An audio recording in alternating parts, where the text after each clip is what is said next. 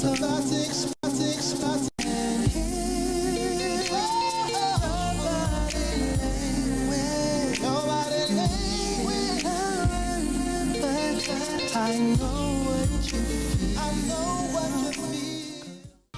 out west with it, where we live illegal, leaning off a leader, riding regal, tipping scales like Libras. Inhale, no L's, pulling out blocks like Jenga. In the rear of a Caprice's Billy Rams, flicking decent nonetheless. Nothing less than tens for the speakers. You'll hear us before you see us with beats that beat the streets up.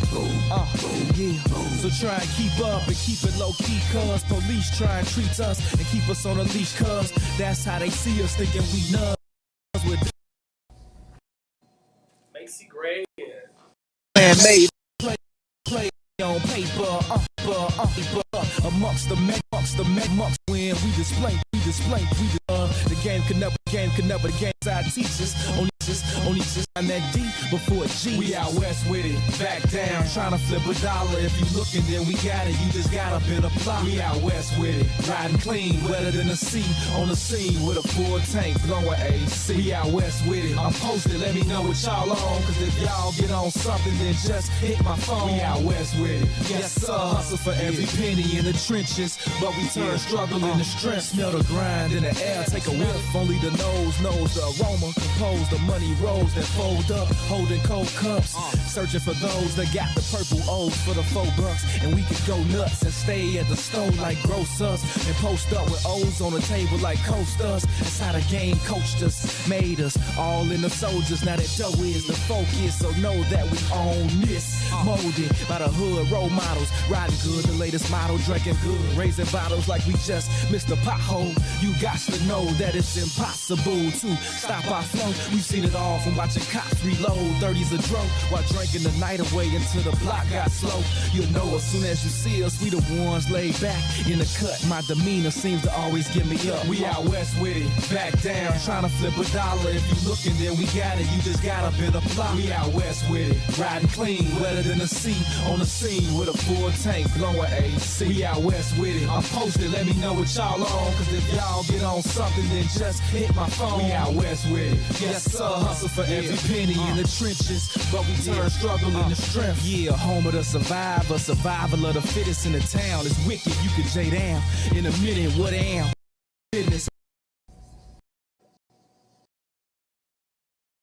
Sounds of fifth, sounds of weed. Tipsy as tip, lick B, at least me, but there's no, but there's B, the tips G, the tip tree from the 60 to easy, but we bleed it. This here game is in our veins, in the air we breathe in. Believe this, it's no game, but the key is your mouthpiece, spit your game. But believe, turn nothing into something. We suffer without suffer long enough. Struggling from summer to summer, the same place where the dope is sold. It's home to the Oprah show, the same place I know is home. I'm out west with it, back down, trying to flip a dollar. If you looking, then we got it, you just gotta bit a plot. We out west with it, riding clean, wetter than the sea, on the scene with a full tank, blowing AC. We out west with it, I'm posted, let me know what y'all on, cause if y'all get on something, then just hit my phone. We out west with it, yes sir, hustle for every penny in the trenches, but we turn struggle into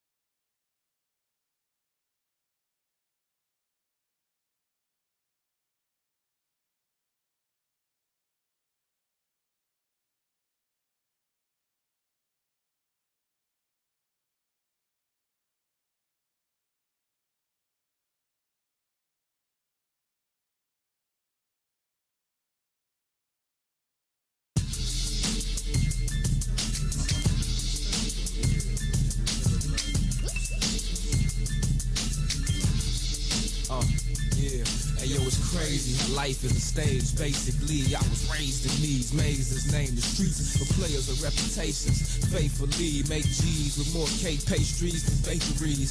Deal with equations ranging from A to Z. Touch more bricks than Masons, serving like maitre d's. Pitching like we in the major leagues. Occasionally blazing bees, seeking that painful peace amongst a parade of fiends afraid to sleep. Dazed and deranged, using days of Z's. That's why my old girl prayed for me every day, cause I'm faded like tapers at the table. G, I can't take it, I can't wait to escape and leave, cause this basement is no place to stay for me. But I believe I'm the creator, I create the sayings that can't be seen just by the way I think and breathe. Time and the place in this game of life when you gotta decide your fate or pay the price. Let the voice inside you guide you. My main advice is never change your life, just change your life. There comes a time and a place in this game of life when you gotta decide your fate or pay the price. Let the voice inside you guide you. My main advice is never change your life, just change your life. Mostly I'll see close CDs and CDs and CDs. These things could lead, things trust me. Shit, I hear her regarding her, declines thusly. First her mind, then abruptly she finds herself mumbling all the time to herself, trying to find herself by dealers that sell. Insecure, still in a shell, killing herself. And as long as she been blowing, it never seems to soak in. When she has convulsion, shivering like she cold. And my cousins ask me where they moms be. I'ma tell her my auntie on the concrete, walking dead like zombies.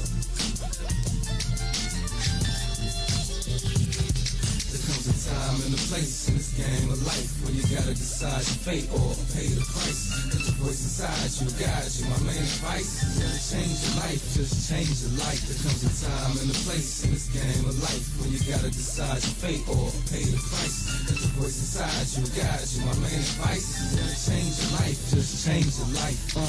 I've been debating on rearranging my life.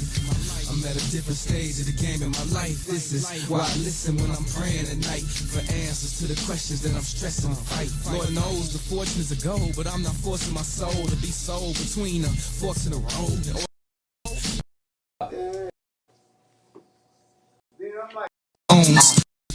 The course was these cool streets me till I learned how to learn. Look, see how to stood by crooked. I'ma tell you, great leaders empower the people so they can see through the powers that be. But instead they carry on like cowards to me, abuse their power to speak while these streets devour the weed. I was told that the soul creates and the mind reacts. I chose my fate, ain't no rewinding me back. Every day's a gift from God, that's why it's called a present. If you believe, you receive all. Like, give me my key. And I took I want to grab my shit. Faith. Voice inside you. Vice. Change your life. Become life. In this game of life. Inside your fate or fate. The voice inside you guides you. My main advice is never change your life. Just change your life.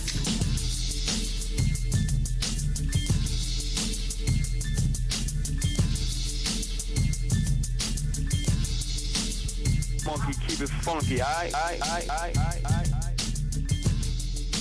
Monkey, keep it funky, aight? Take notice, the Entourage DJs are taking over the game. The Midwest invasion is here, and the true Midwest mixtape king is giving it to you. It's DJ G-Spot banging your mixtapes right now. You are now listening to mixtape. DJ G-Spot and Mix Loop, Chi-Town's finest. Definitely representing Southside, Westside, stand up. Yeah, they honor my persona. Price gone. And like, you know, the thing under the bump. Is that of a vengeance is endless, it's like a condor, for I'm knocking it, I'm loaded by the force, cut a fumble, I'm putting up, I'm be in the garden. My thoughts is thoughtless as I talk shit, and there's nothing as heartless as my heart lies deeper than the darkness that dwells where the sharks live. You sleeping with the fishes, but surfing with the marlins. On the surface, I'll unleash the carnage till you surf, till you starving, searching for a they talking framework, nigga. Smart, and they ain't talking about talkers in the summer. Y'all ain't something. I'm wolfing in the wolf in the grass. Y'all ain't talking about. I ain't buying trying to hear that dumb shit you kicking. Y'all ain't talking about shit. Find yourself some business, get yourself a life, and skedaddle, motherfuckers. Y'all ain't talking about shit. Unlike the players, y'all engage in betrayal. So brave, do anything for the day they can slay you. So devious, even if you can't even see the hate. I don't need to plead my case till you please. I seize the day. Feast That shit to be being impatient. a vision of perfection in my face. Tease me with grease. Defeat no will I can no these conceited can see my pace. My intrigue and display that intrigues the brain. There's nothing left to say. Hands down, I lure them to attack like Cassius. The allure of a champion with my banner in the rafters. Topic of discussion, they ain't talking about nothing. Keep their noses in the sun. Y'all ain't talking about shit. I hear them wolfing in the whispers, snakes in the grass. We ain't thinking about your ass. Y'all ain't talking about shit. Fucking lying, I ain't buying. Ain't nobody even trying to hear that dumb shit you kicking. Y'all ain't talking about shit. Find yourself some business, get yourself a life, and skedaddle, motherfucker. Y'all ain't talking about shit. Introducing your trusted source for high-quality black emojis, better known as Blackmoji. We believe black is beautiful, and that beauty should be reflected in the digital market. Now there is an app that does just that, starting with Black Greek letter organizations. Blackmoji D9 offers more than an emoji app. It is a cultural experience of black excellence. Download the app in the Apple or Google Play Store to access a specially curated catalog of emojis representing the Divine Nine. Use social cause about esteemed blaze the trail of black. A portion of goes toward a scholarship strictly for members of organizations to help keep the legacy alive. Download the Blackmoji app today. We all remember our life before COVID-19. The parades, the lakefront barbecues, taste of Chicago, the happy hours, and most importantly, loving those unforgettable moments with our friends and families. Getting Chicago vaccinated is what will make the activities we miss safe for everyone. So let's get back to it, Chicago. Let's come together to end this pandemic. Find your vaccine at chi.gov/COVIDvax.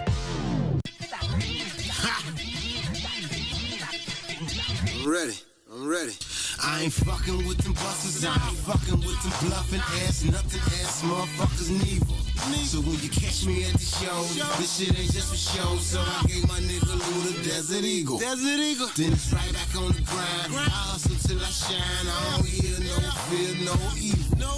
Make 40 off a dime, waiting some other time, but the people try to tell me it's illegal. Am I my brother's keeper? Hell nah, I dig ditches, put you bitches in a sleeper. When you see us, keep it moving like the meter, we off the meat. Meet me at the meeting to miss your beat while I'm riding off, smelling like Sunny D. Imperial like the pyramid as I push the pen again. My experiences appearing Shakespearean. So pass us with no interference when I send them in. If you mention him, then you mention in the syndicate. The inventor of that vintage lit. You know who get the busiest? Sawbucks, double nickel, 55th. Look, I'm a businessman. I can't let these busybodies hear me in. Hence, simply put, I put an end to them. You want risky, come with me. It's done quickly. This is Chi-Town, Joe. The bros and the folks with me. Home of town, coats and these.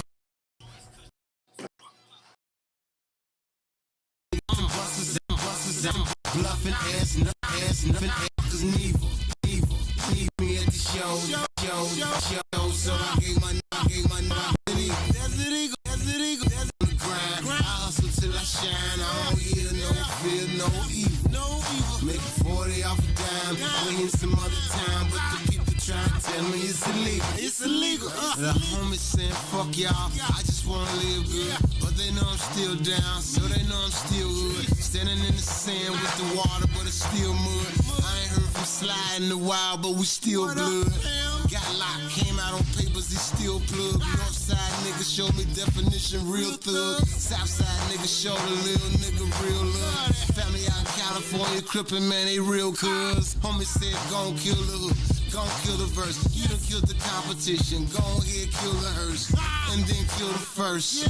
New nigga who figured that he can do you worse. So I murder everything, set him in the church. Your last a fly, nigga. When you get down in the hill, tell him I say hi, nigga.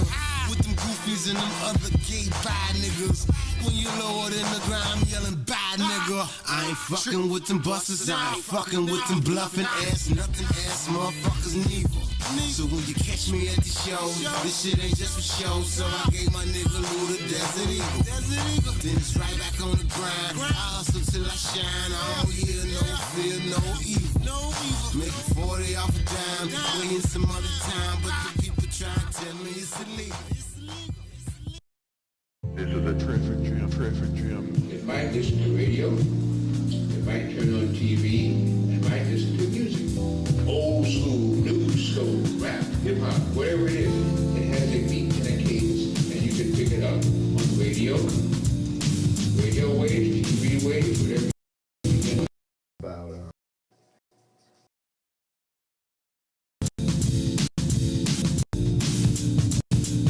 Same rap, facts. Check it, look. Same rap, just rap. Too many of us down where the fuck I'm at. Niggas so far gone that they can't come back. Got cut with buck 50s or bust from the gap. Just another body done on the map. Just another statistic, just another stat. Just another color, just another black, just another brother understand that? Nah, not really, but it seems I'm being forced. Growing up in the G, seen it from the front porch. He's being scorched, peeps reaching for the torch. Next day we being caught like a child needs support. Can I get away, midway airport? Days like this, wish I was in the Air Force. How dare beat the devil, can't dare be cold. Don't need to write it down, just share me those. This ain't rap. No, this ain't rap.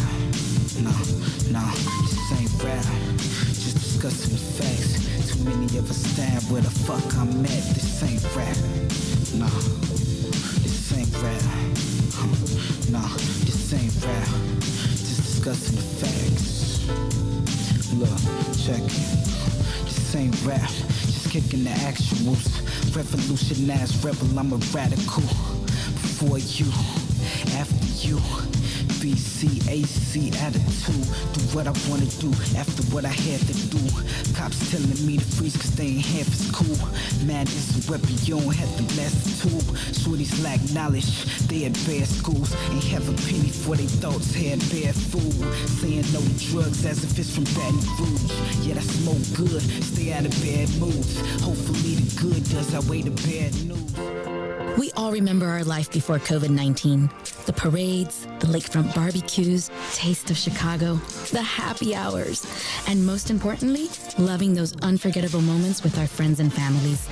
Getting Chicago vaccinated is what will make the activities we miss safe for everyone. So let's get back to it, Chicago. Let's come together to end this pandemic. Find your vaccine at chi.gov/COVIDvax. I'm Lillard, and I'm rocking with the Bigs.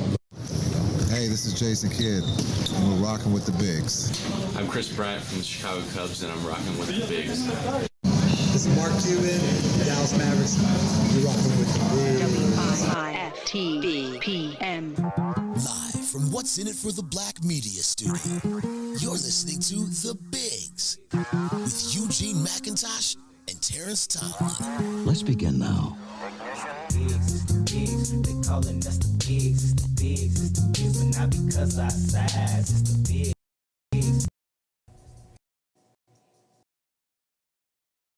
It's the bigs, they calling us the bigs, but not because it's the bigs, calling us the bigs, but not because. Oh, what's good, everybody? You know what it is, man. We are back down on the soil, and it's time to get your sports fix, man. Hope everybody's enjoying this cloudy, rainy Friday afternoon. Just one step closer to the weekend, man. You are almost there. You almost made it, y'all. Don't even trip. Go ahead, get your sports fix from the Bigs, and let's go ahead and ride into the weekend. You know how it is. As I'm trying to get these... trying to get us on the right. TV screen. I was T. Tomlin for a minute, man. I'm like, hold on, I ain't T. Tom, Joe. Let me get this right. Hey, man, I've been on a good streak, man. I ain't messed up no days in a minute. I've been on point, Gino. So But you already know what it is. I'm your man T-Tom coming to you as usual with my brother Gino. What's good, man? What's the Benoski? It is all good, man. We're coming off a nice sports evening. I woke up to some news that it was a very special day on the Cubs beat. I know you got a chance to be on the Zooms and everything to talk about the Cubs no-hitter. I'll let you tell the people about that. We had Game 3 in the Western Conference Finals. Chris Paul made his return. And today we are getting ready for the White Sox to return back to the crib on the South Side. So I know it's a bunch of fans getting ready for tonight. No restrictions as far as fans going on the South Side, so I'm expecting guaranteed rate to be packed. I heard, I saw on my timeline people getting ready to do some tailgating in the parking lot tonight. So, wow. Yeah, Gino, it's going to be one of them days where I'm going to have to get to the game at least 90 minutes before, man, to get a good parking spot. Last game I went to, I was laughing a little bit because I saw our guy, James R. Fegan. It was one of those nights where his car was where my car usually is. The only car all the way down to all the way down at the end of the parking lot because you either got there 30 minutes before when fans already done filled the parking lot up. Probably had to tell the attendant, "Hey man, I'm with the media. Let me in." They like, "Nah, bro, the parking lot full." Parking lot full, bro. I know it's a couple spots though. Let me in. So, but yeah, Gino, it's all good. What's going on your end, bro? Guaranteed rate, huh? The G spot, man. Yeah, they need to go ahead and pack that joint out. Even, the last home, like because they played someone after Toronto Toronto before. Like that Tampa Bay. It was kind of packed. It was kind of it was series. The crowd was loud. I think which was the max. It was for like 60%. So, but then on top of that, definitely got the best of any state at guaranteed rate. And Gino, real quick, I still kind of feel weird calling it guaranteed rate. I feel like I'm used to calling the USA. I've got the Comiskey part. Was it something before? Sock card. After Comiskey, Comiskey, then to Comiskey for cellular. Right. On the US Cellular, man. I'm still guaranteed rate sounds whack. And we had to get used to calling it the cell because it was definitely Comiskey for a while, even while it was US Cellular, bro. I remember, I think it was the Tribune when the papers was popping, and you may get a free T-shirt in the paper every now and then. They gave out a T-shirt that said, "I still call it Comiskey," signed the Tribune, and I thought that was dope. I still rock it, but because Comiskey just rolled off your tongue great. You know Comiskey just, even though like the actual Comiskey dude was a cheapskate. Right. Shout out to the 8-man out. But yeah, Gino, man, the White Sox are. I'm gonna outside right now and talk tonight. Talk some White Sox, the family. No doubt. Like I said, I'm interested to see. It's a gloomy. I'm not sure about the evening, but it's looking kind of. You looking like a midnight game for you. It's looking like it may be delayed. The second round of rain picks up right around 7:00, which is first pitch. So, okay. But then it clears up around 8:30. You know what I mean? So they definitely going to get this one in tonight. And then those rain. I don't think people understand about those rain delays because there's from the time that they pull the tarp up, it has to be at least a 30-second interval. So, I guess they do it off the forecast. They have like the best weather forecast.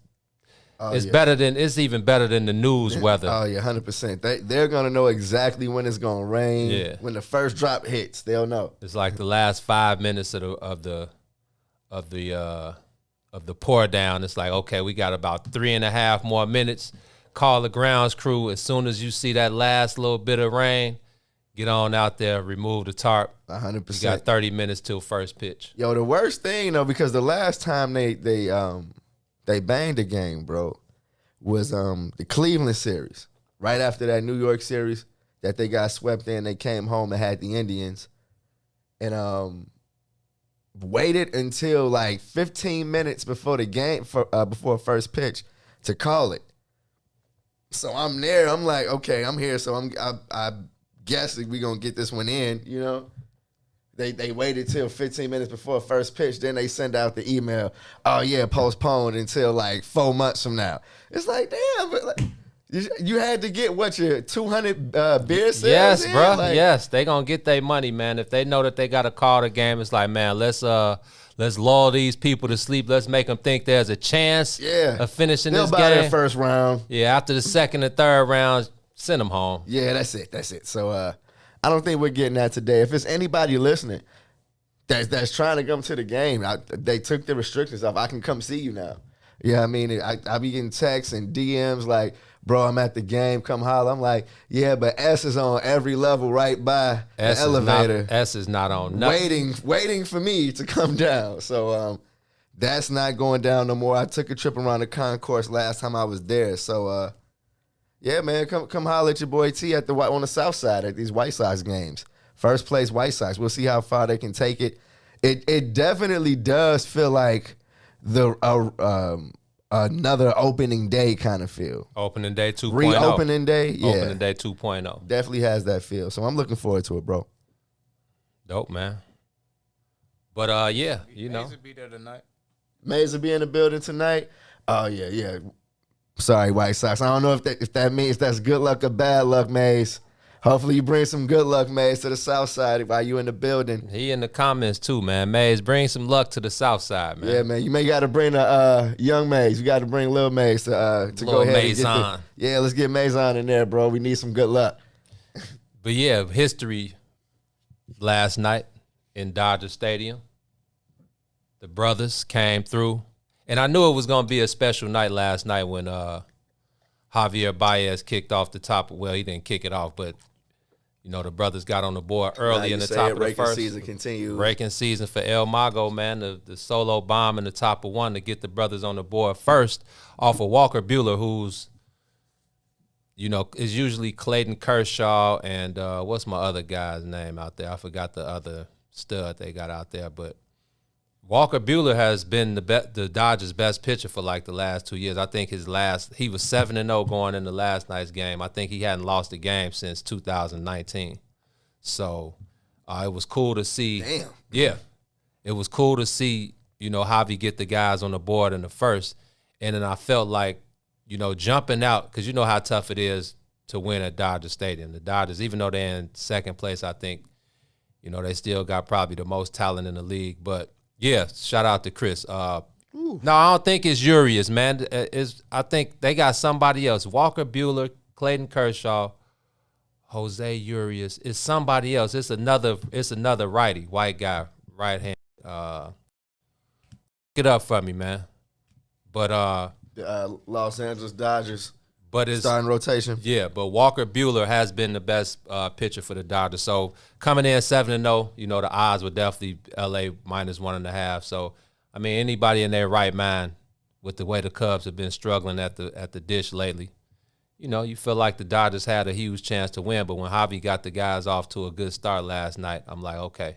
After that first inning, when I saw Zach Davies kind of handle Mookie Betts and Cody Bellinger and Max Muncy and those guys, you know, it looked like it could be a pretty good evening. So, I mean, he did have control issues. I think he may have walked five guys. They had 8 walks in total. But see, my brother left that out of the group chat this morning, bro. You didn't tell me it was 8 walks in the game too. Yeah, there were 8 walks.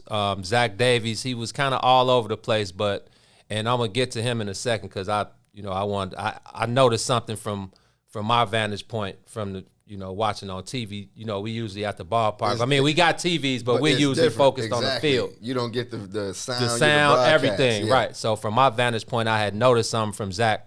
Matter of fact, Ron Rilla, am I rolled it up over there? Queued up? Yeah, I'm going to play it now, and then we can get to what happened in the game last night. Zach, what was the key to your success tonight? It looked like, from our vantage point, it looked like you established that in a third of the plate more than you had all year. Yeah, early on, mechanics were a little bit out of whack, throwing a lot of pitches, you know, walking a lot of guys, and I think that obviously contributed to the high pitch count. But settling down, taking a little bit more time within my motion, and being able to place the ball inside on a lot of guys. That was definitely a key. Hitters try and the play a mix of fastball, cutter, or some over the plate that they play. So being to both left, definitely a key for 90. Stay in on their hands and stay away from the barrel. And you know, guys making plays. I know KB made a few over there that when I turned, you know, being in position and just kind of normal for him defensively. But at the same time, especially when you're pitching, you enjoy ball hit that way, and he makes a few steps and ranging play. It definitely is comforting to see. Zach, how often do you see? So again, like I said, I watched Zach Davies, and he's one of those guys. Him and Kyle Hendricks, they're like similar in stuff, velo wise, and you know, having to use each third of the plate, all four quadrants of the plate. Command really being the biggest. Yeah, both. Except I know that Zach Davies, control issues. I know issues using that inner both hitters, left, and like he said he may have given up like 8 runs. So like, you know, he couldn't wait to get that ball back in 5 days. And right is wrong, even though he control issues, felt like the mission here, the clear for the night, and like he said, those guys with the way guys looking to get something out, and just not being able to bear and get hard contact on the ball. There may have been only, you know, and no hitters usually. There are a lot of hard hit balls, and guys just make plays behind you, like he mentioned. Like you said, you didn't get to see the game last night. I didn't get to see the game last night. I'm looking at the highlights on the run right now. Okay, Chris Bryant made a couple really, maybe not spectacular, but really good plays, and one of them, if he wasn't 6'5", there wouldn't have been a no hitter because he made a really leaping good catch. Yeah, leaping catch. Mm-hmm. Dope plays. He made a couple plays in the hole. Now, here's what I want to ask you, and it's a MLB question as a whole, because I feel like every night I definitely get a MLB notification like, no, watch, somebody's close to a no, and it gets killed in the 7th or 8th inning. The Cubs got it done yesterday, and it was the 7th no-hitter so far this year, which is the most at this point of any MLB season ever.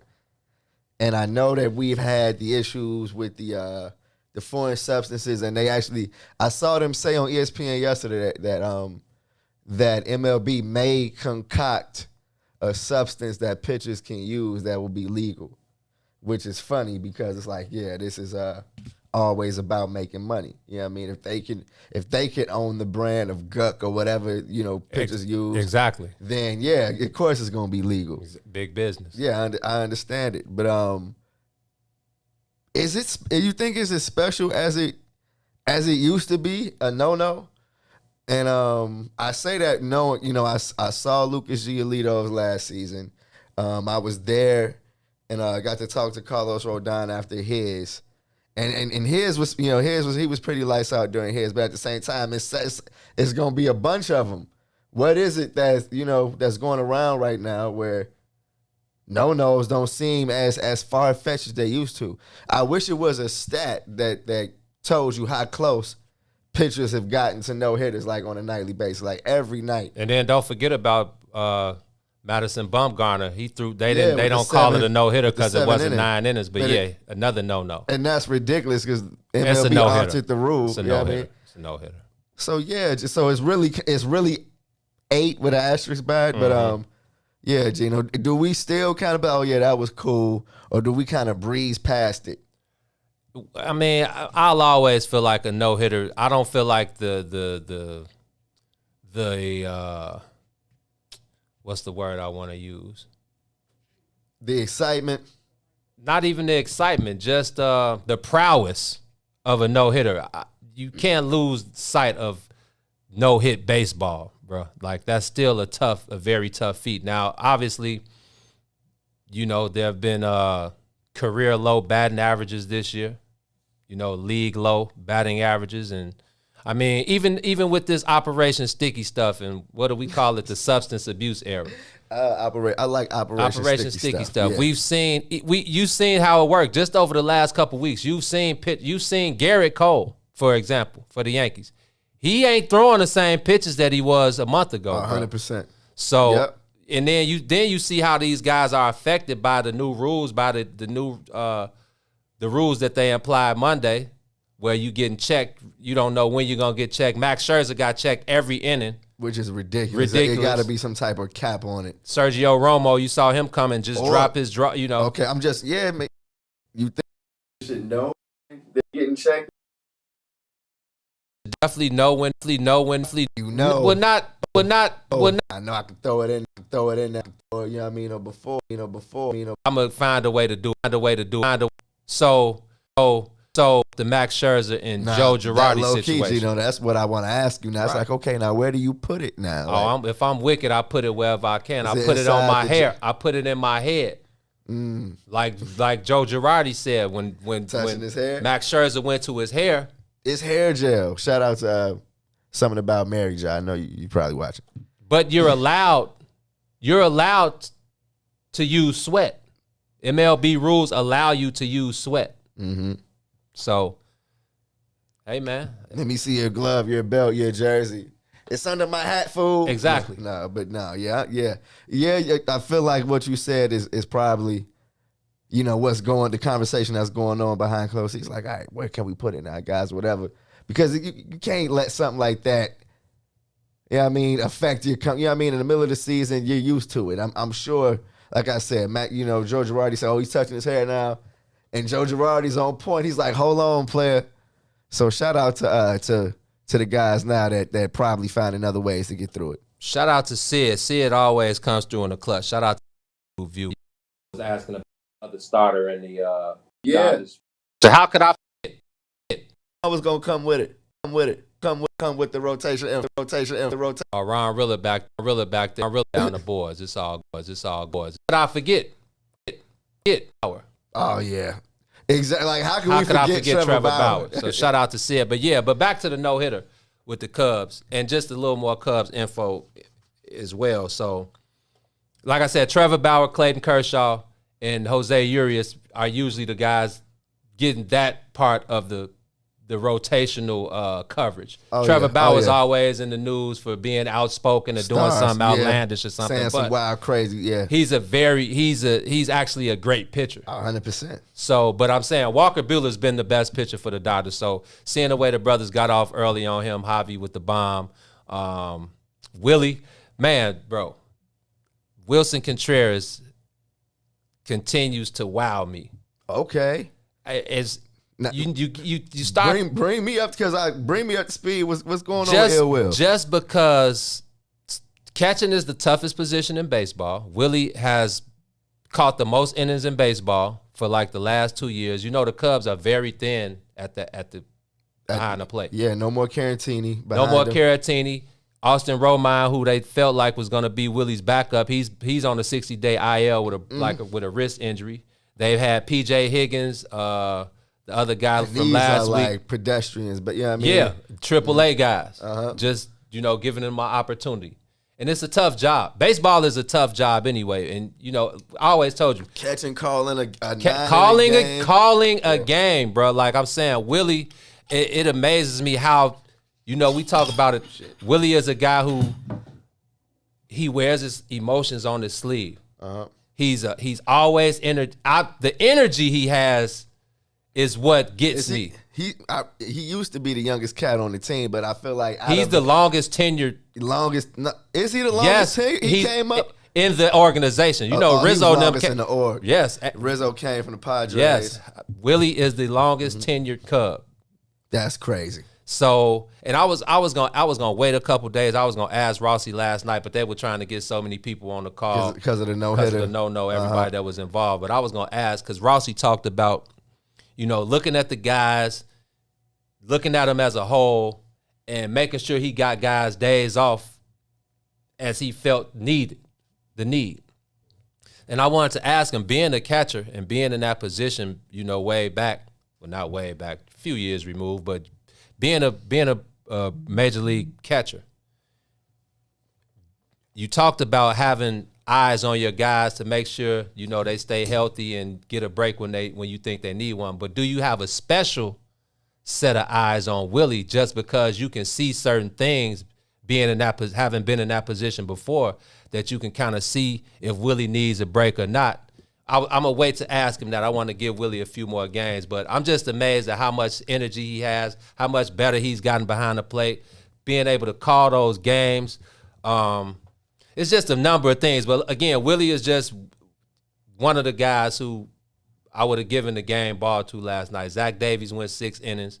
Like I said, he gave up 5 walks, but no hit those guys through 6. And then we call him. We got to think of a name for him. You know, it's the big 3, the 3-headed monster, 3 the hard way, all of those things. But we need some original for him. If Dave Roberts, who's going to coach the NL All-Star team, if he wants to shore up a victory for his All-Star team, go ahead, grab Ryan Tepera, Andrew Chafin, and Craig Kimbrell and bring them to Denver with you, because those guys are out of control, man. But the number Chafin with the mustache, bro, the sheriff mustache is always great. Check it out. None of those guys said they knew there was a no-no going on. They just coming in to do their job. Just coming in bro. out of the bullpen. So yes. so Ryan. When's the last time Kimbrell gave up anything? They've given up 1 run combined in the last 53.3 innings. Stop it. Ryan Tepera gave up a run the other day. It ended his 20.1 straight scoreless inning streak, and Chafin, Tepera, and Kimbrell have given up 1 earned run in their last 53.1 innings. Surviving the Cubs bullpen has a whole new meaning. It has a whole new meaning, bro. Like, y'all, you probably not going to survive the Cubs bullpen if you're an opposing hitter. That's what's up. That's a beautiful stat. And none of them knew. Like I said, Ryan Tepera came in, and there was a 3-0 count. So we asked Tepera, and he's like, man, I didn't know. Because we were wondering, it was a 3-0 count, and he threw a 3-0 slider. Oh. And that's yeah, Joe. That's rare. Who did he get? Like, he said Willie called it, and he shook him off. Willie threw it down again. He shook him off again. Willie threw it down again, and he was like, "Oh, okay, well, I'm throwing the slider, 3-0 slider," and he ended up walking whoever it was. But they said from their vantage point in the bullpen, they couldn't see the numbers on the scoreboard. Like, they could only see certain things on the scoreboard. It's that old school. Old school part, exactly. Yeah. So they couldn't see like runs, hits, errors on the scoreboard. So Tepera said he didn't know. Chafin came in when he brought him. Hush hush in the dugout or in the pen. Exactly. Well, they knew. Davies and the guys, obviously the players knew, but the guys in the bullpen, they didn't. So we asked Tepera. Bro. He said he didn't know. We asked Chafin. He said he didn't know. Craig Kimbrell said he didn't know until he got the last out, and they rushed him. He said, I didn't know what was going on. Because you could, they took like snapshots of him getting the last out, Willie running up to him, and then everybody on the bench coming out, and he was just, he was looking like, it's a big win, huh? Like, yeah, it's the 7th no-hitter of the season, bro. Congrats. 7th no-hitter of the season. Is it the first combined? It's the first combined no-no in Cubs history. Oh wow! And it's the first dope. combined no-no of That's the dope. MLB season this year. So that's dope. Definitely a great night for the Cubs last night. Like I said, getting that W off Walker Buehler, who was undefeated. And, yeah, man, jumping out. So that officially gives them the season series win. If they lose 3 straight, it'll be 4-3. I feel like they got right. They started their turnaround versus the Dodgers at Wrigley. So, then you come and get the no-hitter versus these guys now. How are the Dodgers playing? I know they just got swept by the Padres. They got swept by the Padres. I think they're 4 games. They were tied in that series for first. So they got swept. So now they're probably 4.5 back. Not sure if San Diego played last night, but if they didn't, they're 4.5 back in second place behind the Giants. Yeah. I think they may be tied with San Diego, Or they may be in third now. I think they're tied with San Diego. Okay, so yeah, the San Francisco Giants are like 4.5 up. So that's a tough division over there. Oh yeah, definitely a tough division. And the Cubs got the Dodgers number this year, so it's just nice to see. It's good to see, man. But there's one. The latest talk in Cubs Nation has been about the decisions that David Ross has looming ahead of him, as far as, do you sit your what would I say, scuffling players, hitters, and I'm talking about Jay Hay and Ian Happ, two guys who are definitely hitting below the Mendoza line right now. Two guys who last year were probably the main reason why the Cubs weren't It was a last story. Yeah. in anything offensively. They kind of carried the offense last year, and these are two guys who, when they get right and get hot, can carry. We've seen. I mean, it's a small sample. Ian Happ, but I mean, for 12 years, maybe his flash numbers, Cubs, but Hay is a great baseball, he knows how to play the game. That's been lingering around Cubs Nation now is, what does David Ross do? Does he sit those players? Because there is depth now when you got Rafael Ortega, who every time he gets up at the dish, he gives a great at-bat. Obviously, we saw what our boy Patrick Wisdom did in May. He kind of cooled off in June, but it's coming. It's a roller coaster. But he's a steady force. He can play the outfield. He can play third base. Then you got Jake Marisnick back, who was key last night. Had a pinch hit, RBI single. So you got depth out there. So it's like Rossi got some decisions to make. I feel like with Jay Hay being a 5-time Gold Glove winner, it'll be much harder to replace him. And I know that's always basically what, that's the staple with Jay Hay. Even if he's struggling at the plate, that he's coming, with everything on the defensive side. But guys are saying, you're not losing much, and this is just, they hit it, yeah. And I don't agree with that one bit. If you take Jay Hay out of right field, you're losing a lot. And I feel like Cubs fans should know what you lose with Jay Hay not in right field. He just plays it in Wrigley, and right field in Wrigley is you got to be a master. Tough, yeah. Especially during those day games when that sun is beaming, and if that ball goes up in the air, if you're not a vet, you could easily get lost in the sauce out in right field. So I think it's much harder to replace Jay Hay. Obviously, just what he means to the team, who he is to the guys on the team. Yeah. But I know even he's frustrated. He at the plate. I feel like when you and the at-bats that I have seen, the ground outs. I saw them calling him 4-3 the other day. Oh man. They say every time he gets up to bat, he grounds out to the second base. So what does he have? How do you combat that? How do you shake that out? I mean, you just gotta so I listen to Chris Bryant's dad is like a mastermind, like wizard. And you know how hard Chris Bryant leans on his pops. Yeah. So we were talking to Anthony Iapoce, who's the Cubs hitting coach, and he was just basically like, man, when Jay Hay, we work so hard outside of the game, like a lot of cage work, a lot of tee work, and just focusing in on the things that work best for you, and they call him poach. Anthony Iapoce, he was just basically like, man, Jay Hay, when he was struggling, the Cubs lost like 10-11 to 1 this weekend. Who they play this weekend? Was it the Marlins? Yeah, it was the Marlins. And they were getting beat by the Marlins, but Jay Hay ended up hitting a home run to get the only run on the board. And Iapoce was just basically like, man, when you're struggling and then something like that happens, and the work that you do in the cage and on the tee and the stuff that we do outside of the field, when it pays off, then you kind of stick with what's working. But if you do all this work and then it doesn't translate in the gameplay, you kind of go away from it. So, Jay Hay is one of those guys, if you notice, he's changed up his swing a bit. He keeps his hands in. So when Jay Hay is that, when you see Jay Hay going middle of the field, left center field, that's when Jay Hay is locked in. When you see him grounding out weak, ground ball, and These are just facts. When you ground out, 85% of the time you hit the ball on the ground, it's an out. So it was funny. I laughed when I saw them calling him 4-3 because it's true. Most of the time, Jay Hay grounds out sometimes he barrels it up, hits it to second base, but a lot of the time it's soft contact. Yesterday was the same thing. He ended up with 2 hits, but it was the same thing. He ended up beating out an infield single. One of them, Chris Taylor, ended up trying to make a great play, threw it over the first baseman's head. Jay Hay ended up getting the second, and that's when that rally started. Marisnik with the pinch hit single brought him in. So I feel like it would be easier if you wanted to go that route with Ian Happ, because there is that depth out there. Jake Marisnik is a great outfielder.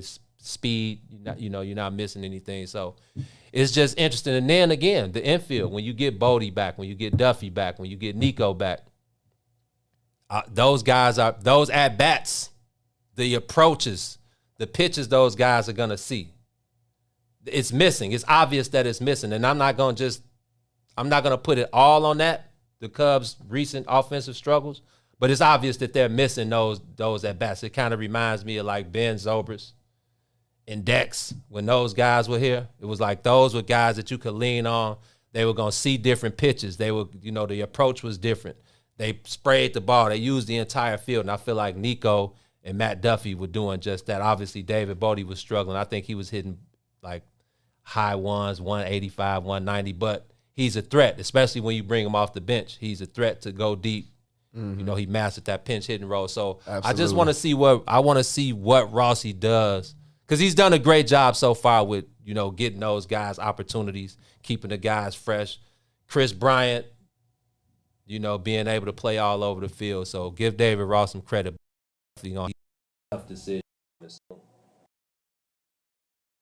If you had conversation before the session, we thought we gonna be sellers at the seller, and all of that flipped. When you say they got depth and they can find ways to actually improve without making the move, those are good problems to have. So like you said, it's probably a little harder to replace or sit Jay Hay. But if they kind of seesaw it a little bit more often, I wouldn't be surprised at that. You know what I mean? If Jay Hay gets a couple of off days here and a couple of more off days here and there, maybe taken out of the game a little bit, for pinch hitters a little bit earlier. I mean, you see what you can do, but you definitely probably want to keep his defense in there every day. Right, so, right. Oh, now we good for a break, Gino? Yeah, man. It's almost there, man. Let's go ahead and take our first break. When we come back on the other side, man, we got NBA talk to get to, man. We got Scotty and KD. Oh man. And I got halfway through that GQ interview yesterday before I had to stop. Okay, I didn't even read. I just took the KD and Scotty little quotes, and I left it at that. Scotty got a book coming out, of course, at the end of the year. No wonder. Exactly. That Scottie Pippen has something to say. So he definitely is saying some stuff. But Gino, for Trae Young, bro. That's what I'm saying. We got Trae NBA Young talk to get to. Rick Carlisle, Ime Udoka. The Mavericks, Jason Kidd. They hired J Kidd, or that's Woj said that it's gonna happen. That's And Michael, they gonna get Mike Finley. They gonna move Mike Finley up. No, they said the homie from they've been talking to the ex Nike exec. I gotta get his name, but yeah. On that note, man, Ron Rilla, take us to break. You're on the soil with the Bigs. WIFTBPM.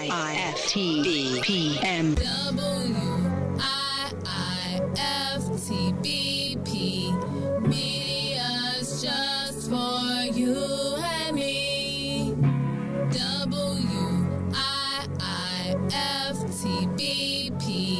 Media's just for you and me.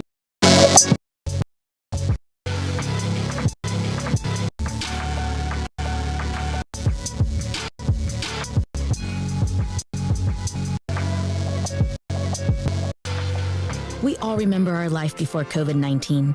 The parades, the lakefront barbecues, taste of Chicago, the happy hours, and most importantly, loving those unforgettable moments with our friends and families. Getting Chicago vaccinated is what will make the activities we miss safe for everyone. So let's get back to it, Chicago. Let's Sound like a nigga.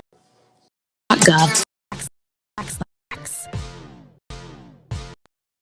It's a source for black emojis. Black emoji. We believe black is beautiful, and that beauty should be reflected in the digital market. Now there is an app that does just that, starting with Black Greek letter organizations. Blackmoji D9 offers more than an emoji app. It is a cultural experience of Black excellence. Download the app in the Apple or Google Play Store to access a specially curated catalog of emojis representing the divine. And I think it was Jason Kidd. And learn Black Greek members who blame member history. Every subscription goes for funds specific Greek letter organizations to help keep the legacy alive. Download the Blackmoji app today.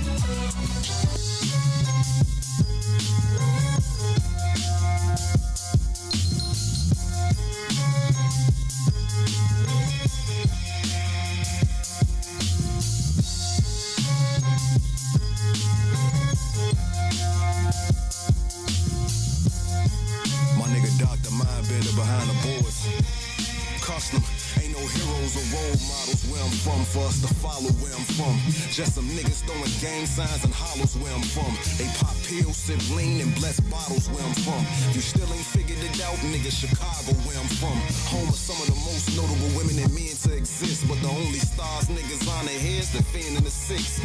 Most of us settle, however some intend to get rich. We lose homies and hit the internet to pretend that they miss. We spend link at the corner store, and motherfucker ain't gotta be enlisted in no army or Marine Corps to be going to war. It's gun smoke in the air, and it's blood stains on the floor. We all born poor, but yet and still we feel we born to soar. The beautiful struggle, bodies left blood oozing in puddles. We love to hate like a poisonous dart from Cupid then struck you. Shit, you stupid as fuck if you let the stupid instruct you. Should be using your muscle to build a lucrative hustle. Crabs in a bucket, so when one make it feel like we from Ass me. the clubs chasing they last high. The shorties throw up middle fingers when the low pass by. They ask why we live this way. You couldn't overstand it unless you had to. Faggot police harass you. So-called homies will blast you. What was the dumbass Spit with the curse of Capone. You gotta live with all the words you condone. Then it's on. They'll kill you dead, then bring the hearse to your home. Back in my shorty days, niggas will put a 40 to your sporting waves. Nowadays, these niggas stuck in on phones. How was nice, I used to play for the Dome. Philly been chillin'. But when you ball, get you a gun, it'll be like Ben Wilson, the pin drilling.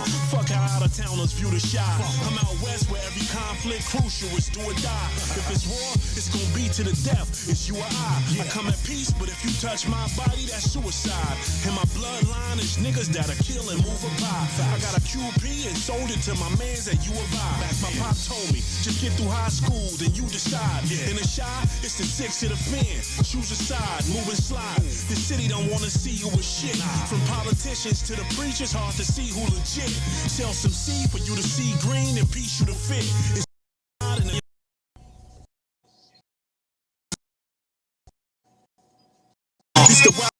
back on the soil. I was talking to Gino about the Io Dosumu Illinois lottery billboard that's on 290.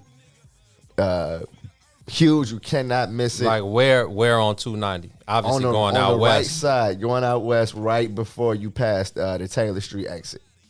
Oh, so as soon as you get on 290, basically. Right. It's like right the first billboard you see on that new entry ramp. Okay. And the first thing I thought was Ching Ching. I'm like, yo, yeah, he's definitely not an NCAA athlete anymore because this couldn't go down. Right.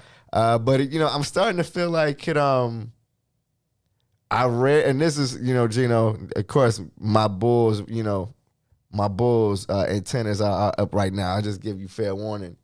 But I read an article yesterday where they was like, Arturis and Mark Eversley are weighing every option as far as free agency, trades, and then possibly getting back into the draft. And I thought about that IO billboard. And I'm like, the Bulls need a point guard. They need an injection into their fan base again. And then here comes Ayo Dosunmu, who played at Morgan Park, played at Illinois, and the Bulls need a point guard. And then I read weighing their options for going back into the draft. And I'm like, okay, I wonder what it would take. You already gave up a lot to as far as draft capital to get Nikola Vucevic. So it's probably more than they could swing as far as getting back in to get Ayo in the first round. Obviously, in the first round, obviously, the draft combine weekend in Chicago kicked off yesterday, and they interviewed some of the top players, while some of the secondary players got a chance to run a couple of scrimmages at Wintrust. Was this live? Were we able to watch this? This was live on ESPN2. Oh, really? This was on ESPN2 during right before the Suns Clippers game. Oh, okay. So you had our boy Maker from Howard. He entered. Oh yeah, he entered and he played Maker. Yeah, McCord Maker played 3 scrimmages out of the 4. The cat from was it VC? What was the team that got the COVID? They got kicked out of the tournament because VCU. Of COVID. VCU. He came in and had energy, crazy, played great. Higgins or something. My bad. I wish I could remember his name. Played now. And they interviewed, what is probably potentially the top draft picks on the side, and Ayo got a chance to speak. And man, he spent all his time talking about how connected he is to Chicago still, and how happy he is to be home at the moment. I feel him. So I don't know if the universe is kind of starting to, twirl a little bit, but it would be cool to see Ayo, somehow in the Bulls jersey somehow, bro. I feel like when you look at the offseason for the Bulls, with Kobe White being hurt, I mean, I know they swung at Lonzo during the season, probably before the trade deadline, but who knows if they can land Lonzo? We'll see. I think all of that depends on the Lauri Markkanen situation. You got to free up some space. That's like his name is we can't even say his name in my group chat, Gino. It's like, the finisher. Yeah, the finisher. No, I don't even. He dude from Finland. Yeah, exactly. Buddy ass. 100%, bro. Please, if the Bulls end up signing him, bro. No, he got to go. They got to create some space. They got to because it's all about Zach LaVine, bro. Whether you like it or not, whether you think he's a max player or not, it's all about Zach LaVine going forward. And you got to think about what's going on. And I don't really I'm a homer. Bulls or nothing. C-Red, yep. Bear, Bulls Nation, whatever other hashtag you want to use. But I'm a realist, and I'm not gonna let my homer in my. So what's the real deal with the Bulls, G? I mean, you just got to think. But let's be real here about him and Vucevic. So obviously the Bulls signed Vooch because they think it's time to win. So you signed another All-Star to pair with Zach. Obviously they didn't have enough time, which no team did. All teams were faced with the same. That. Yeah, every team went through the same thing. So. I mean, there's no excuses, but they didn't have time to practice. They didn't have time to really gel together. Those are just facts. Yeah, those are facts. Mm-hmm. But when you look at this thing going forward, so I'm looking at it from 2 sides. So it's like, okay, as far as the move was concerned, it's like, okay, we give up. We've gotten the 7th pick for the last 4 out of 5 years. It's like, okay, we're tired of getting that 7th pick and then wondering what this pick is going to be in 3 years. So it's like, okay. Scrap it. If we happen to get the top 4 pick, cool, but that's, the odds of it. They wasn't in our favor. Ended up not getting the top 4 pick. So now, okay, now you're looking to move forward. So now it's all about next season. Zach LaVine. Zach LaVine's going to be a free agent. Zach LaVine is going to be weighing his options. Obviously, Zach LaVine will be able to get the most money from the Bulls. But if I'm Zach LaVine and the trajectory of the team is not trajecting upward, if the Bulls start off next year regulation and end up somehow being Huff, taking a step backwards, I'm not coming back here, bro. Now on the Bulls front, see, now you're talking. You let Zach LaVine leave and get nothing in return. So now you got to put him on the block. Period, Gino. So Kobe White. Is he even going to be ready for training camp? No. Exactly. No, he's not. So now what you talking about, Io, and now it's all about what Io look at these drafts. You know what?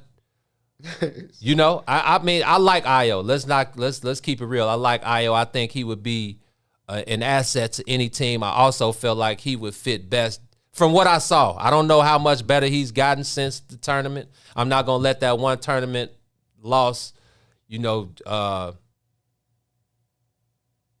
cloud my judgment of Io.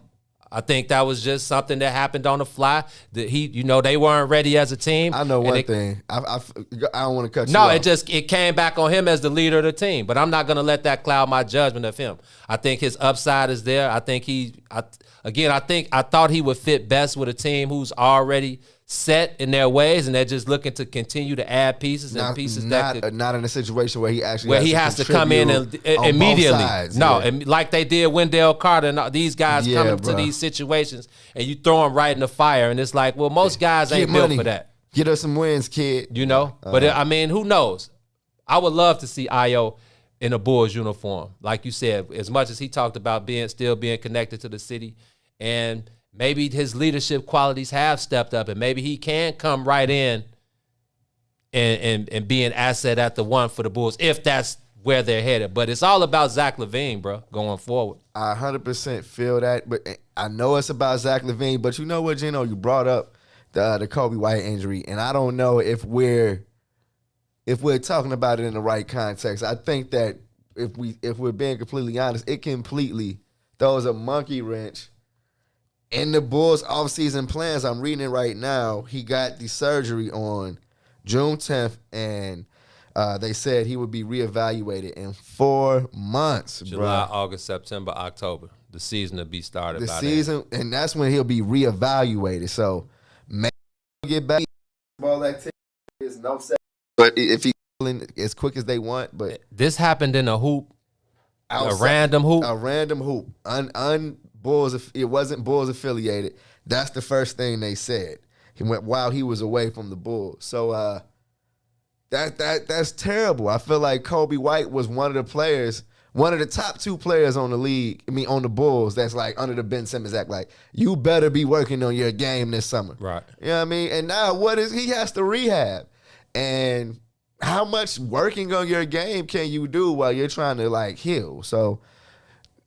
And then, like, he's not an option to move anymore because who's gonna trade for him when he's on the shelf? Right. It's just a huge obstacle that I wasn't anticipating, and of course, everybody in the was anticipating having to deal. And it makes it better to make your team better now, because now, Gene, that's what I said. What if do you look at Lowry differently now? As far as what? As far as his situation with the Bulls, do you go ahead and try to keep him? Or do you look for like a veteran? Is Rose, Kyle Lowry, Mike Conley? Like, I know we circled them, but are those really the guys now? And how much better do they make your team with Zach and Vooch? You know what I mean? So I don't know. Nah. I wish y'all see Gene's face now. Gene is completely unenthused, like, at all by what's going on with the Bulls. And honestly, G, I feel you. You know what I mean? They lost a bunch of games with Zach and Vooch, and yes, I know in the beginning they didn't have enough time to gel, but on top of that, Zach ended up getting hurt for a little bit. He had to spend some time out. He had the COVID protocol, but he was laboring around before that. Yeah. So I give him credit, and maybe we should definitely talk about it. Zach is going to be on the USA team, and maybe he's the guy on the team that ain't going to get a bunch of minutes. But how much do you think it would benefit his game just to be around that? You like, no, you know what, Gino? I looked at the roster, and I Zach LaVine name sticks out as a cat. Like, oh, this man is he on the level as everybody else on this team? I know Kevin Love is there. Kevin Love is there. Kevin Love is there. What is this? Kevin Love did the Olympic. The Team USA selection. They solidified the roster a couple of days ago.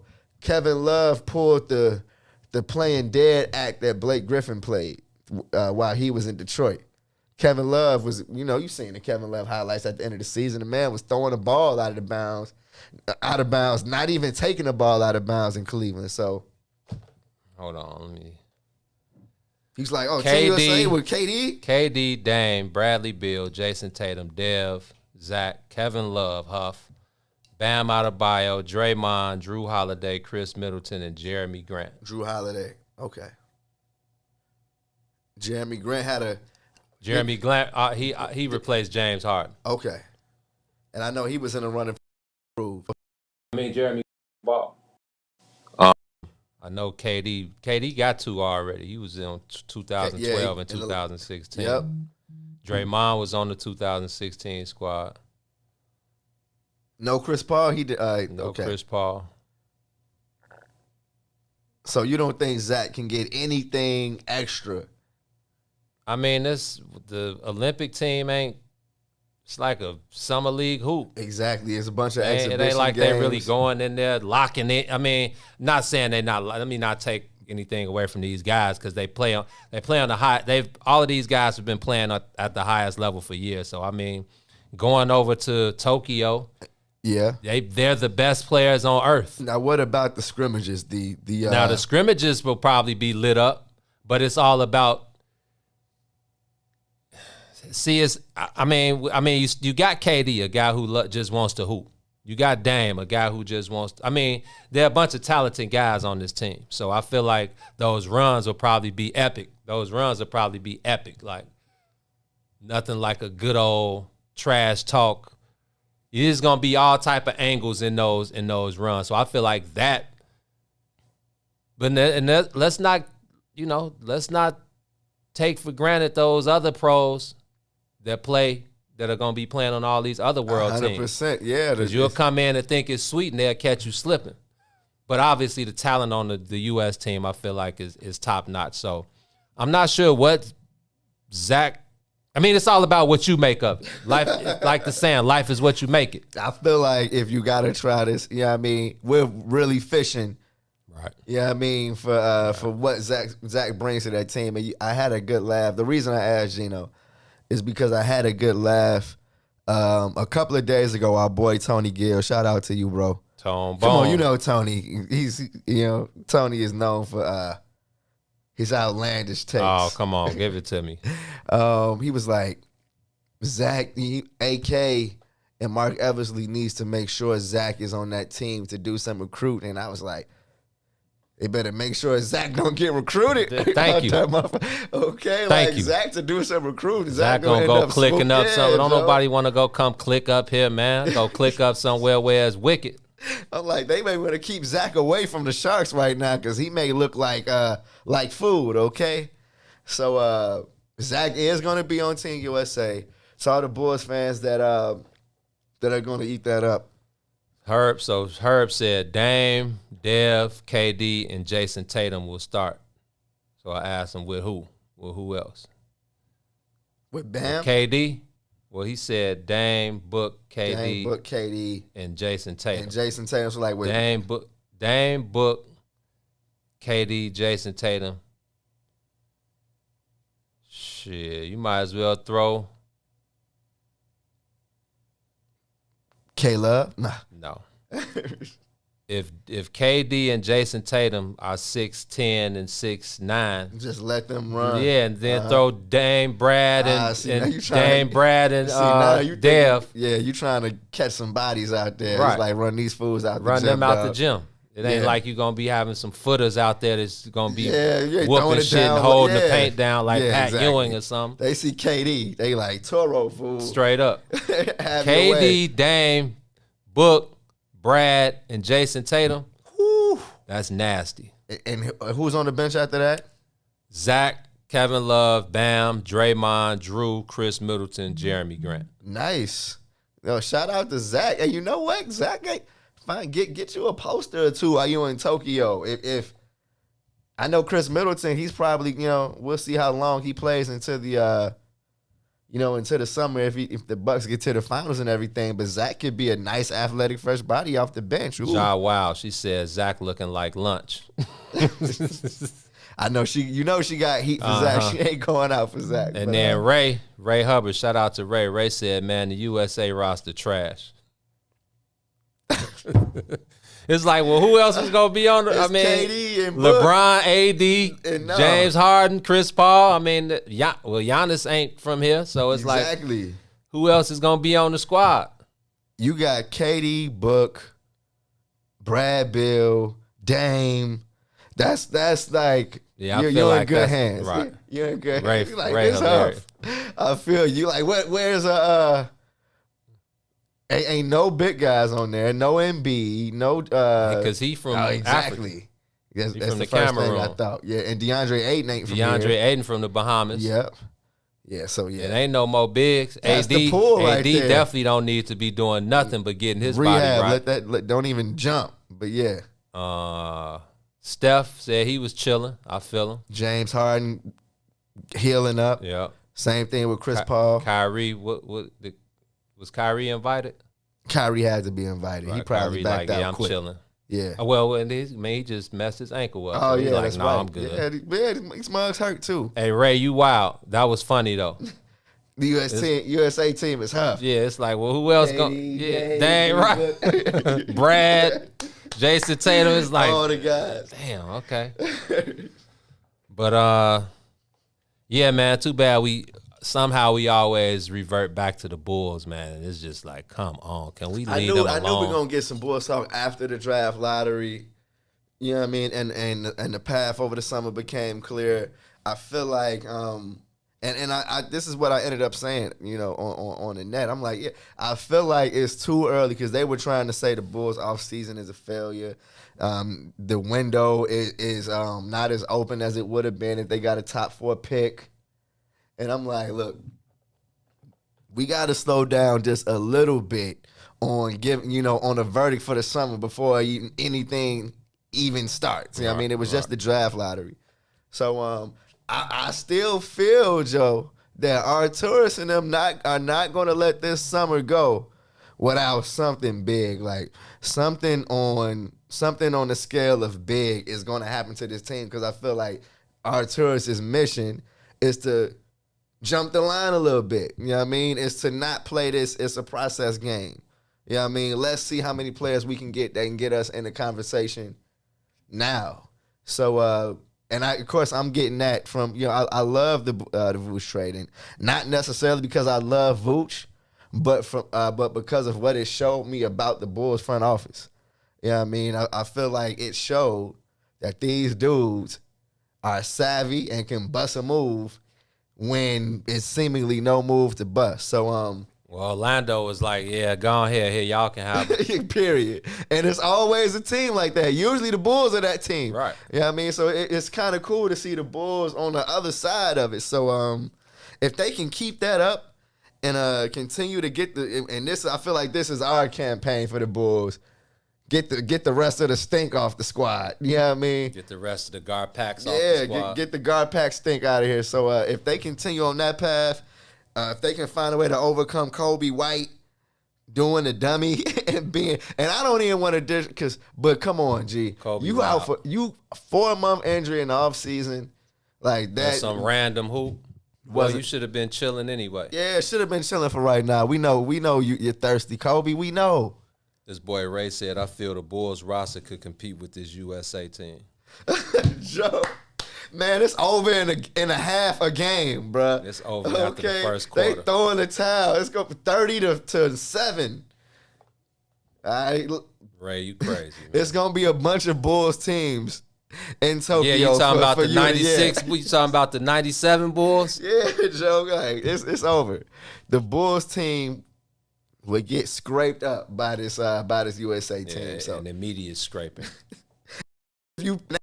Exactly.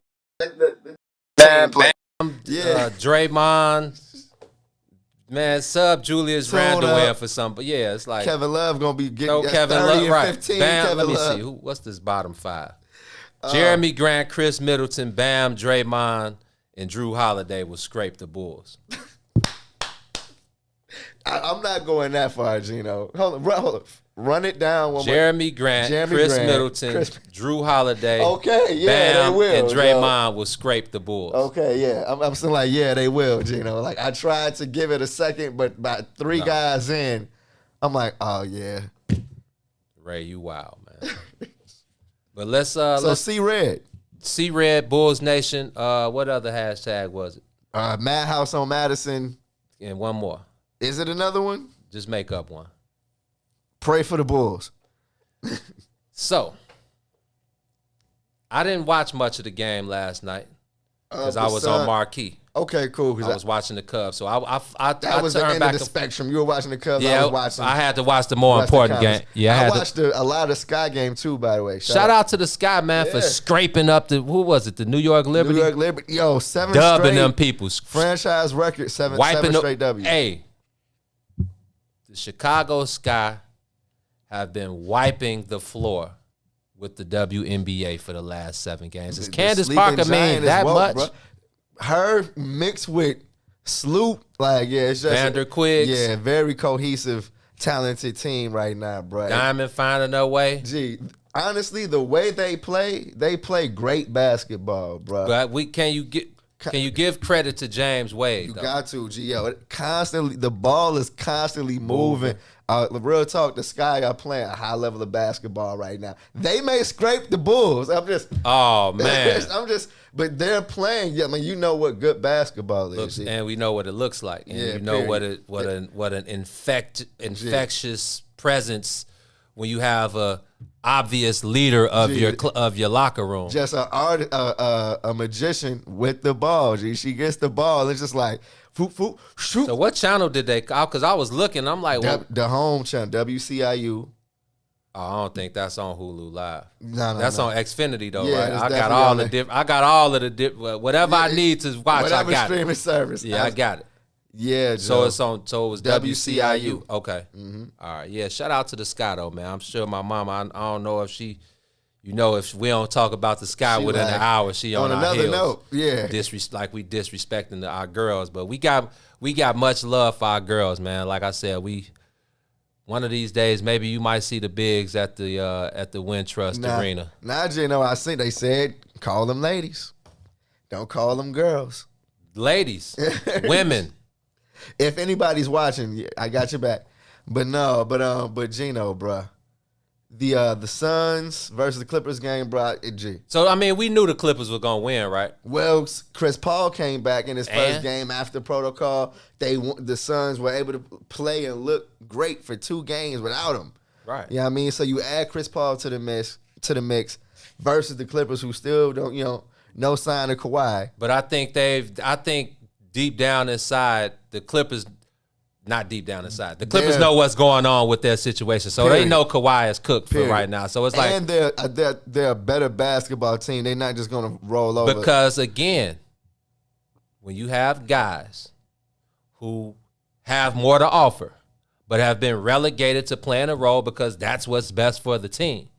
When you got guys, so did you see my tweet about Pat Bev? I saw it this morning, and of course that was like the number 2 factor for me. What he brought on the defensive end yesterday, bro, all game, because he took a lot of shots early and only hit like one or two. I did see the guy. Now I did what, because the game came on at what, 8:30? 8, yeah. It was supposed to start at 8. They was on CP time at like 8.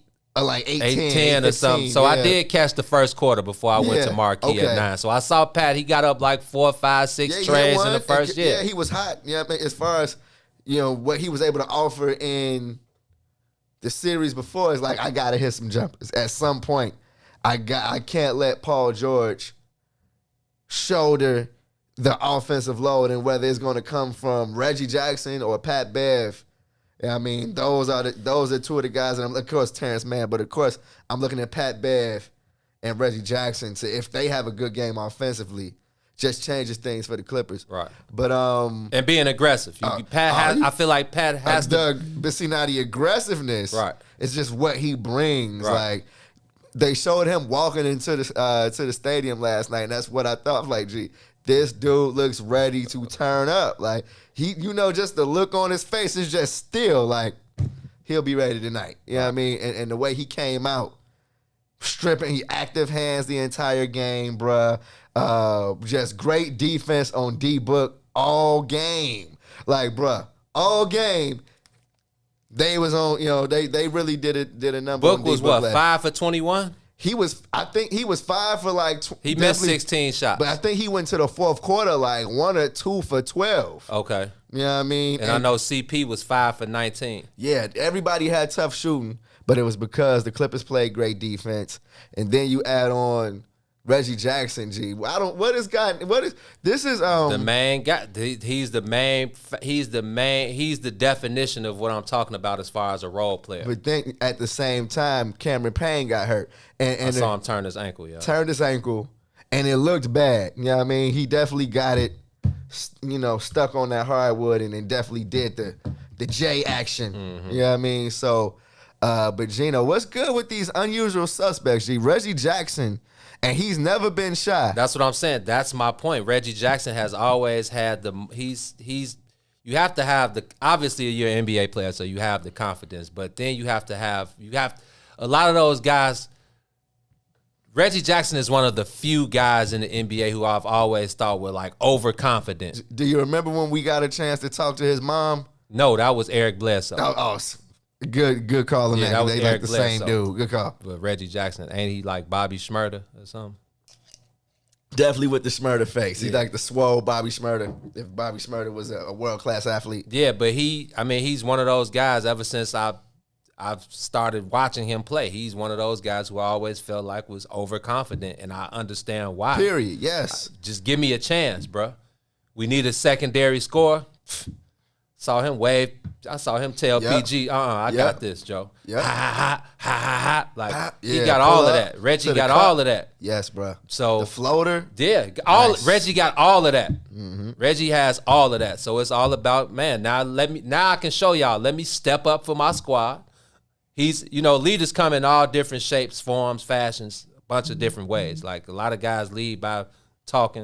A lot of guys lead by play. Mm-hmm. A lot of guys are quiet. Kawhi's a quiet leader. Reggie is just one of them flashy guys. He's going to let you know. He's going to stand up. He might pound his chest. Oh, yeah. He might, but he got the gift. So it's cool to see. And then Pat, it's like Pat is just playing his role in the league. Pat ain't sweet. Pat averaged a 40 ball in high school. Now, that's high school. It's not the NBA. But you got that in your bag. You got that in your bag. Gee, it's he understood the assignment. You know what I mean? Period. Like, the man, first of all, his path to the league. Don't forget, from Arkansas to the G League, or what was it, the D League at the time. Man, he was overseas, Then almost back to the block selling packs. Remember, he was selling packs. Yes, Joe. Before he got to the L. And then what team gave him? Houston. Houston was the first team gave him a shot. Yeah, bro. Turned that into a 3-year, $40 million deal, man. About to be over 10 years in the league, bro. So the aggressiveness. Saying all NBA. He out here. He can drop the TA line. When you say my name, first team. I mean, even though he ain't first team, but I mean that's a travesty and a sham. Though. Yeah, but just the way how aggressive Pat has been, and then.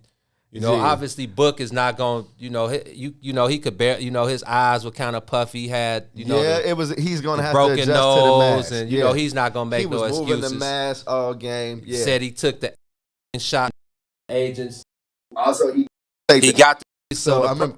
Did you hear them talk about Rip? He called Rip Hamilton. Yeah, he said Rip was his favorite player of all time. Wow. He said he's hollered at Rip over the years a little bit, but he said he felt like now was the opportune time to holler at him. But the procedure that happens when you break your nose is usually like this, not long drawn out, but it takes a while. But Dev was like, man, we got work, we got a game to play, Joe. I don't got time for all that. So they numbed him up, took like 8 numbing agents, and then they went in, broke his nose, re-broke his nose so they could put it back in place. Oh yeah. And then he got on the plane and was gone.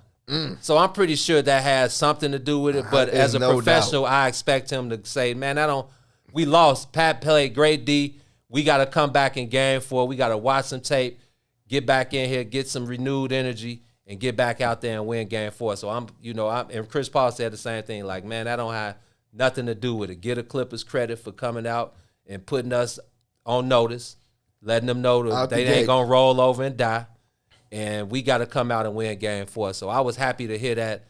You know, people want to make excuses. Fans want to make excuses. But Dev came out and was like, nah, give Pat credit. He hounded me. He did what he does. We know what he's out there to do. Gino. So it's up to me to go in, look at the tape, make the adjustment, and come back ready to play. Simple as that, bro. Nothing else needs to be said. Period, Gino. It definitely got to a point that night where you just looked at Pat Bev, and I'll use him as the reference because he was just literally hawking all night. But it was like, yeah, this is just the Clippers night. This, Pat Bev is on point. He was ripping everybody up. But man, real quick on Pat Bev, and because I told you before, he was my favorite player to watch in high school. Being on the high school scene while he was in Marshall, he was definitely my favorite player that I close in high school. But when you see what he's turned because even if you look at that, when you see what he's turned himself into, and he's turned himself into a championship caliber guard. All 4 of these teams that are left, G, you don't think they want Pat Bev? Come on, man. You know what I mean? Come on, man. Full court. So, yeah, G, shout out to Pat Bev. Man, way to put it. Everybody left with, like, Pat Bev on their squad. So, shout out to the West Side's finest. Well, I'm showing a picture last night. I'm showing a tweet from last night, and if you can't really see it on the screen, it's Pat throwing up the Lord, obviously. Oh, so it's your favorite, the best favorite picture of Pat Bev ever. Man, yes. Throwing up the Lord. I quoted was definitely hoops like he's in the county, and the memes and the jokes are definitely funny as hell. But his come up from out west was real, and he can really get down. Playing his the NBA, but ain't sweet from the you understand. So, big shout out to Pat Bev for and shout out to Ty Lue, man. Ty Lue was on the fences with me from the jump, but I love the adjustments that he's made in these playoffs. I'm glad you brought that up because yes, the adjustments. The message that he gave the team after they lost game 2, the message he said, man. When we got back, I hit PG up immediately like, Joe, if it wasn't for you, we wouldn't be here. PG on the phone now. He like, bro, if it wasn't for you, we wouldn't be here. Let that go. Let them 2 free throws go, bro. We got to win game 3, and we not going to win it without you on point. Like it happens, PG. Move on, G. It wasn't for the series. Let's go. What did he have last night? 27, 14? It was smooth. Like, he was killing them. Like, you're not PG. I feel like I love watching him pick his spots offensively. When PG is not settling when less than a quarter of his shots come from 3, that's when I know PG is locked in. When he starts settling for 3 balls, that's when you got PG driving, creating, picking his spot, knowing his angles, getting the rest of the guys, trusting in his guys. That's when PG is at his best. I'm glad you said that about Ty Lue because I came in wanting to ask you about him. Before the game, I forgot one of his players said that he's like the Bill Belichick of basketball. Wow. And I thought I was like, really? Like that's a hell of a compliment. That's great when your guys stick up for you like that. It's great, but then NBA showed a halftime clip of him in the locker room, and all he said was, good job, guys. We got to keep going on offense, and then on defense, we got to keep playing defense. That's Bill Belichick. And on offense, let's stay offensive. And I'm like, gee. That's Bill Belichick. I'm like, gee, his players must know what he means. So I'm sitting there like, I'll be looking at my, like, so we should keep moving the ball. Like, should we stay active? I mean, we know that, but. Yeah, Joe. Offense, stay offensive, y'all. Let's go. I feel like it's less of the actual words, exactly, and it's more of his presence. Exactly. It's more of him being the. It was just 15 seconds. You know what I mean? Yeah, so, exactly. But I'm saying I feel like even all of that, whatever he says, all of that, I feel like it's more of his presence. It's more of him being a former player, not too far removed from playing. Facts. And just having that rapport with his guys and being able to relate to his guys and them being able to talk to each other like homies. No, that's real. He's my coach. But I can still talk to him like he's one of our guys. And we have that mutual respect. That's definitely, I feel like one of the things Ty Lue brings to the table that makes a difference for sure. Yeah, so he's definitely shown that. So, man, interesting series, man. 2-1. Phoenix is still in the driver's seat. The Clippers need to go ahead and win game 2 and tie it up. But we know Chris Paul, we know Dev, we know DeAndre Ayton. I think Herb said the Dev and CP shot a combined 10 for 40, which is 25%.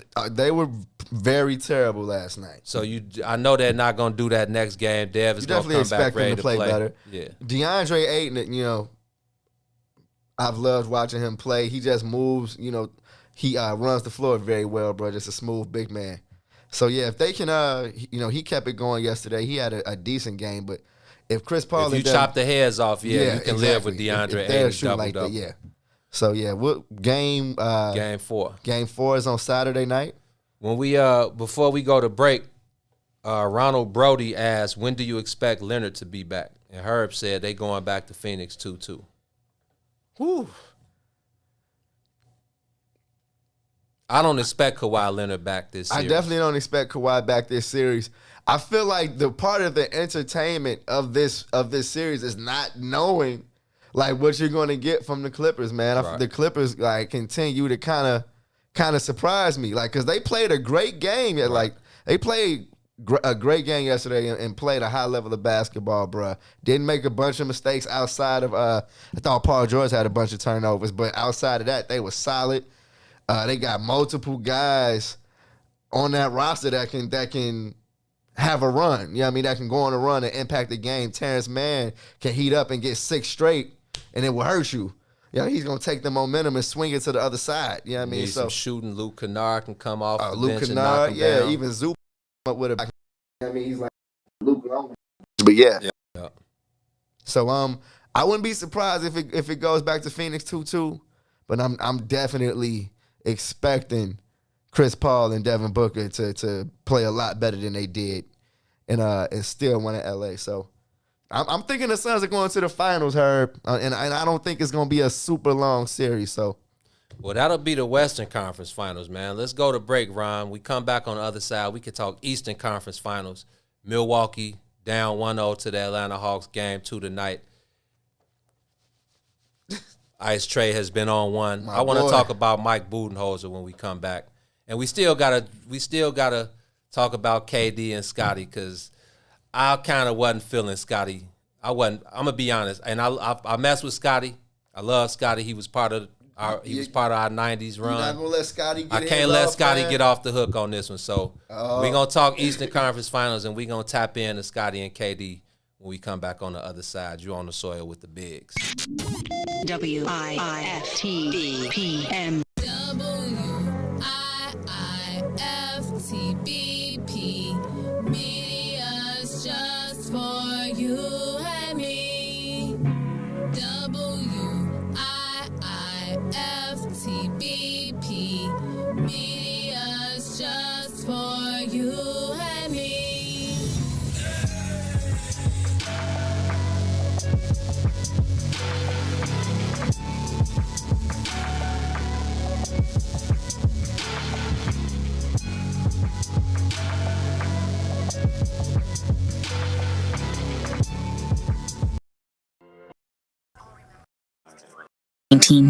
Parades, the lakefront barbecues, taste of Chicago, the happy hours, and most importantly, loving those unforgettable moments with our friends and families. Chicago. We miss safe for everyone. So let's get back to it, Chicago. Let's come together to end this pandemic. Find your vaccine at chi.gov/COVIDvax. Hey, sunshines. If you didn't catch the last page in the Book of Dawn, here's what you missed. You found that, but you also, during those times, made a conscious decision to create a base for yourself outside of the Isleys or the great artists that you tour with. And from that, the Mo Fitz Project was born. Can you tell us how and why you did the Mo Fitz Project? Let me tell you something. I had been touring since I was 17. And what happened was Eve, your girl Eve, was doing different events around town. Mhm. And I remember it was right on 47th Street. Yeah, I think it's Blue 47. Or Yeah, one of those spots. So Eve was doing something with them. So they were like, we're hiring bands. I was like, I'm gonna put something together and go play locally. Let me do that. And through that situation from Eve, the Mo Fish project was birthed. I was like, oh, okay, this would be great to actually come home and put quality guys together and make music locally outside of the touring. I just found another joy in that. And crazy, remember Terrence came up with the Mo Fish. Oh, did TK? Yeah. Rest in peace. Rest in peace, Terrence was like, you need to call it the Mo Fit. How that name came about, it was Terrence Kane and my girl Each Bridgeworth. She was the launching pad for that, and then she would hire me to do different events, and she started hiring me to do weddings and stuff she was doing, and then it just kind of birthed into that. Don't forget to tune in weekdays, 9 a.m. to the Book of Dawn from the What's in It for the Black People Media Studios. Roll Tide, y'all. Traffic jam fam, you know it. I'm from the middle of the map. I get around, I've been there and back. Born in Gary, Indian, just to be exact. Got family in the go and family in the nap. Same shit everywhere, saw it in the A out on Old Nat. Sucker free suckers can't take the heat, nah they gon' rap. Big dumb cats, big guns clap. Another brother dead, another mother son lack. I'm from the era where the niggas did scrap. Seen the same person shot with two different straps. You don't want this, now you don't want that. Tired of fuck shit, wanna take a nap. I'm a dog on these chicks, just a different cat. Must make at least an M to make an impact. Made just paint the Benz matte black, fresh head to toe. Never wore socks that didn't match. Cause I'm from the middle of the map. Yeah, I'm from the middle of the map. I'm from the middle of the map. Nigga, I get around. I've been there and back. Yeah, I'm from the middle of the map. I'm from the middle of the map. Yeah, I'm from the middle of the map. I get around, I've been there and back. Check, I'm from the middle of the map. I get around, I've been there and back. Born in Gary, Indian, just to be exact. Got family in the go and family in the nap. Talking money, shit hit my jack. If it don't make sense, shit, I can sense that. Blowing big loud, never the mid-pack. See you talk, that's just big cap. Nigga, I walk the walk with graduation hats. Fuck your opinion, nigga, in fact. You fuck my bitch. Sister. Can't bring her back. Play the game, play the field, never been set. Bulls game flow seats just like my Benz mats. Blunt to my lips, gun on my hip, her project pack. Act not my cup of tea, rather sip some yak, cause I'm from the middle of the map. Yeah, I'm from the middle of the map. I'm from the middle of the map. Look, I get around, I've been there and back. Yeah, I'm from the middle of the map. I'm from the middle of the map. Yeah, I'm from the middle of the map. Look, I get around, I've been there and back. I'm from the middle of the map. We ride big Chevys, big Cadillacs. I'm from the mid. You are back on the soil. I just gotta ask Gino a quick question. I feel like we can dive off into another direction. I don't want to do that, but it just crossed my mind based on the conversation we were just having. What are the chances Ben Simmons comes back with a better jump shot next summer or next season? He better. It's been a while. He's been in the league for a handful of years. He was drafted in 2016. But if people remember, if people go back to Ben Simmons at the summer league, Ben Simmons was shooting fadeaways, one-legged J's, and it three looks balls, smooth, cohesive. Like what? How does that dip off? Like that ain't the NBA. Period. And you can't do that in a real game. Basically, you can't be coddled as a grown man. You know, you gotta message Ben. Yeah, you know, the Sixers tried to hire somebody to work for them. Rich Paul and them came in calling the shots. They told Buddy, "Nah, we good on that.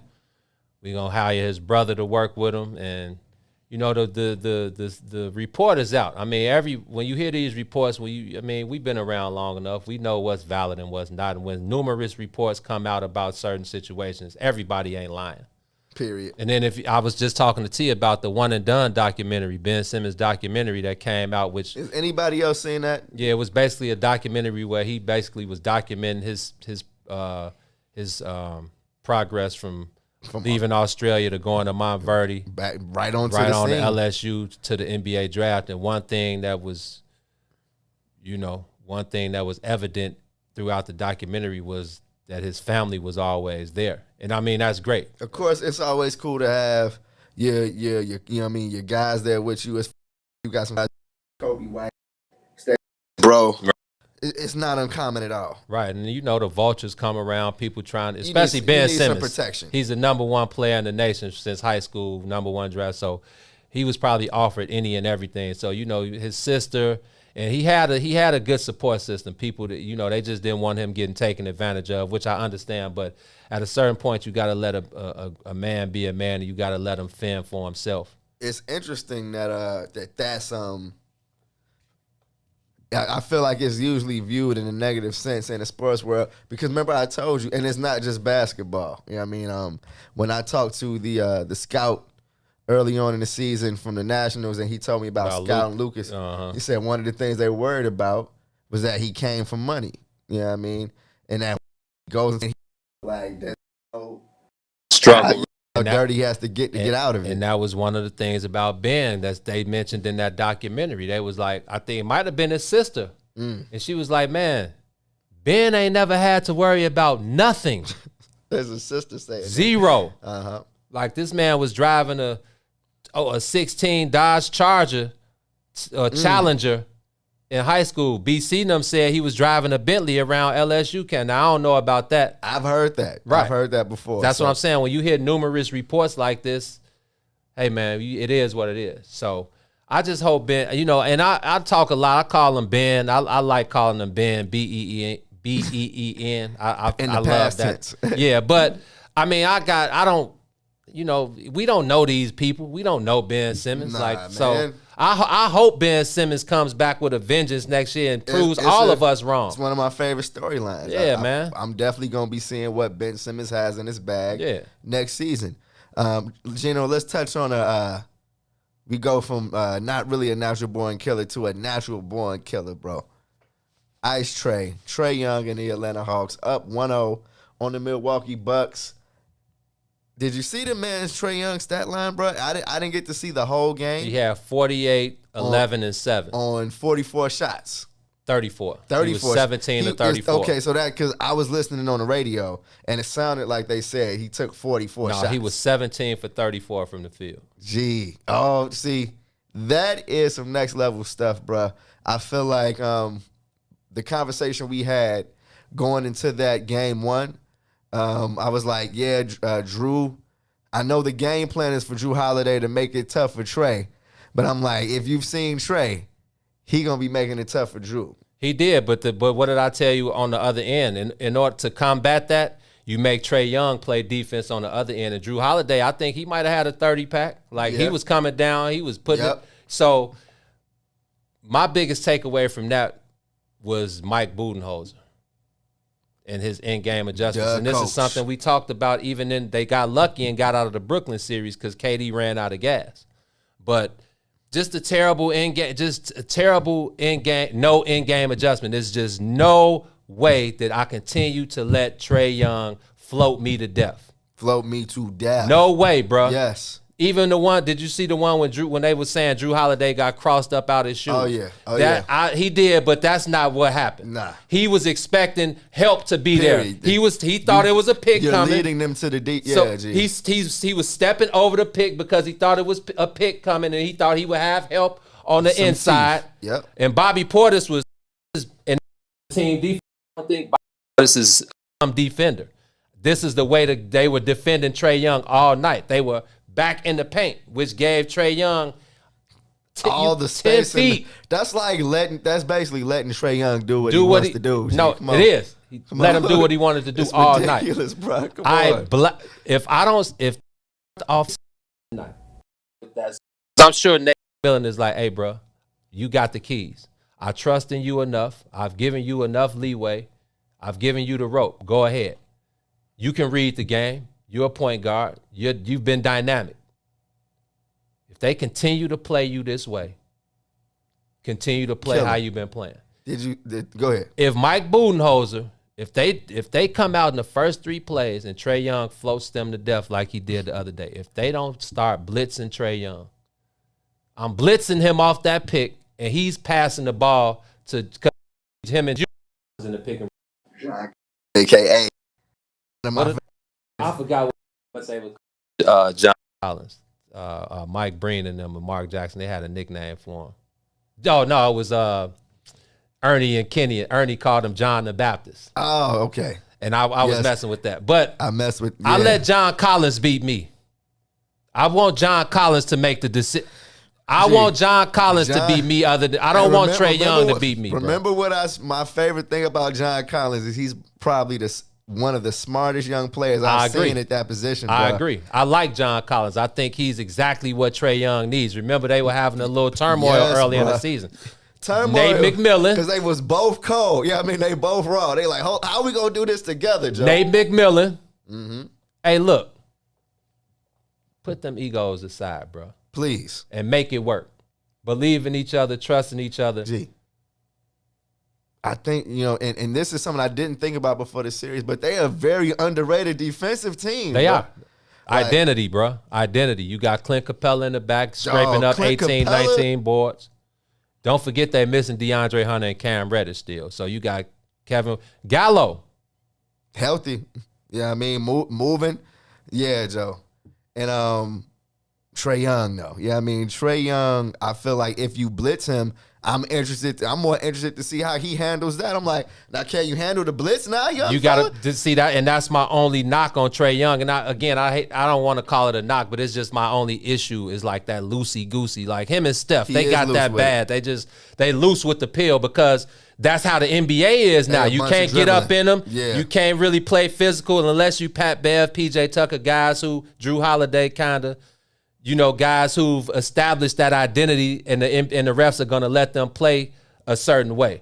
But most of the NBA, you can't play those guys tough. So Trae can be that way with the ball. But now it's the playoffs. It's a different game. Milwaukee's a really good defensive team. So I'm with you. I want to see Milwaukee's. I want to see their the change that they make tonight in blitzing him. I do. Or maybe not blitz him, but just give him a different look. You can't keep letting that same look go all game. But then I want to see how Trae Young responds, and I want to see how the rest of the team responds, because now, like you said, Kevin Werder, Trae didn't have the best shooting night the other night. Trae Young, Kevin Werder had a 30-pack because he had Seth Curry on him all night. So now it's all about who steps up. John Collins, Kevin Werder, Bogdanovich is playing on a sore knee. Facts. Lou Will is going to explode one of these games.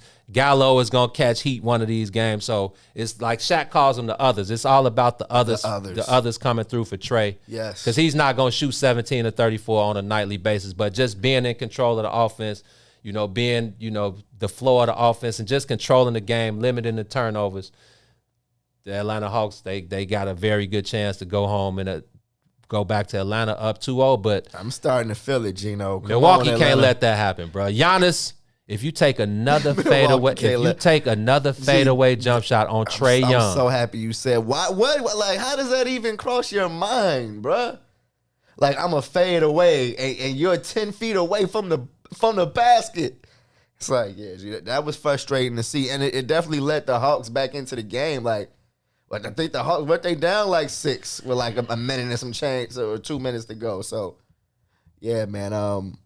Like I was telling you before the conference final started, Gino. I know that it's not the names, and I know you weren't one of the people saying this, but I didn't care. You know what I mean? I feel like these are 2 teams that are evenly matched, that have 4 different styles of basketball with all 4 of these teams. So I'm definitely thoroughly entertained and looking forward to Atlanta at Milwaukee tonight for sure. So no doubt, me too, man. Should be interesting. But before we, no, go ahead. You know, I'm excited when I'm planning. I'm not going to be at the. I'm going to be at the White Sox. You'll have the computer yeah, queued like, up. Yeah. If I was at home, I'd be scrolled up. It would be a must. So yeah. All right, man. We got a couple minutes left. We can't get out of here without the Scottie Pippen and KD, man. We can't, bro. What the hell? So word of the day. Oh, we gonna run that real quick too, Ron Rilla. But I gotta get the KD and Scotty beef. So anybody out there that's not aware, was it GQ? Scotty was talking to GQ magazine, Yes. and he was talking about the difference between Kevin Durant and LeBron James. And Scotty says, KD, as great as his offense was, it turned out to be his worst enemy because he didn't know how to play team basketball. He kept trying to go punch for punch. Have you ever seen LeBron take a shot like that? He ain't going to take that shot. He's going to be smarter. He's going to force a double. That's what KD wasn't able to do. KD can score better than LeBron, but has he surpassed LeBron? Nah. He tried to beat Milwaukee instead of utilizing his team. You see what I'm saying? LeBron would have figured out how to beat them and wouldn't have been exhausted. And he may not have taken that last shot. LeBron ain't KD, and KD ain't LeBron. So That shot was Huff. It was. He was. But if the shot before, if he was maybe if he wore a size 13 Would've instead been of a over. 14, Would've been over. this conversation wouldn't even be going on. But that's another story. But the king of the clapback, KD, because you know he saw it. Oh, you know he saw it. KD said, didn't the great Scottie Pippen refuse to go in the game for the last second shot because he was in his feelings, because his coach drew up the play for a better shooter? This guy, Scottie, also wanted to enjoy his summer, so he chose to rehab during the season. He chose to get the surgery in the offseason. Hey, yo, Scottie, they follow Phil, not you. So Scottie then comes back. That I just felt some secondhand embarrassment. Did you hear Scottie's to Tony? Is this started talking racist? Yeah. Yes. I did see that. I didn't know it was in response to it was Kevin in response. Durant. Yes. Dog. So Scottie says. Now I'm disappointed, bro. Scottie says that was racial. Wanted to out Scottie for all the things he did for the Bulls, all of the headaches and the aches and pains and everything he went through from the Bulls. And you want to give somebody else the last shot, something that I worked for my entire career? No, he said that. Scottie said it was racial. Yeah, I mean, and at this point, I just want Scottie to please stop. Yeah, I mean, What's my saying? Get off stop the shenanigans. Stop the shenanigans. It's really high time for Scottie to stop the shenanigans, bro. And that's no disrespect to the legend, but I feel like he's concerned with his legacy when before he started to speak on it, his legacy was solid. Like he was the number 2 guy on probably the best basketball teams of all time. And I think that for some reason that hasn't been enough for Scottie. Like, and maybe it has something to do with the fact that you think of moments, like remember when he decided not to go in a game. We can, and I feel like those, even if he didn't know it in those moments, bro, he was always going to have to live with those like terrible selfish decisions, man. And I'm sorry that because of the Last Dance documentary and because of YouTube and how readily available those clips are, he can't like hide from it. You know what I mean? He can't hide from that. He still should just take it on the chin. You know what I mean? It's like, what are you talking about? It was racial, bro. Like, yeah, Scottie got to get Tony out of had here. hit multiple game winners that season. And Tony was the better shooter, and Tony was more clutch. Come on, G. And Tony knocked it down. Let's not forget that. Don't forget that. Right. He knocked it down.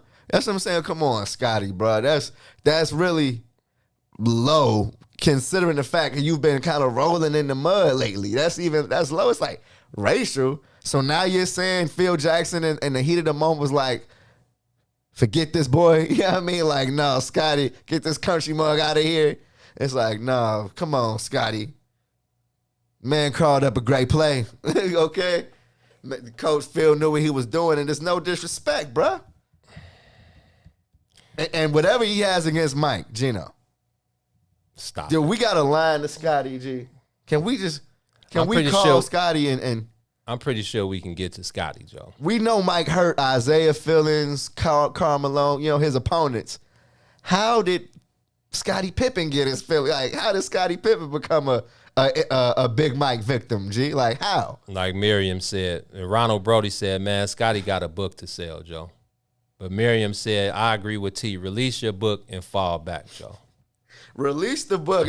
Release the book, Scotty, and let us play with that. The memoir is coming in November. Pre-sales are available right now. Scotty, man, the bigs need a few dollars if we're going to be promoting your book on the soil. Or you can come chop it up on the soil with us. Whatever you feel like is, And real quick, and this is kind of when I come back to Earth on Scotty, when I realized that he comes from basketball was instilled into him to the point where it was his life and it is his life. Right.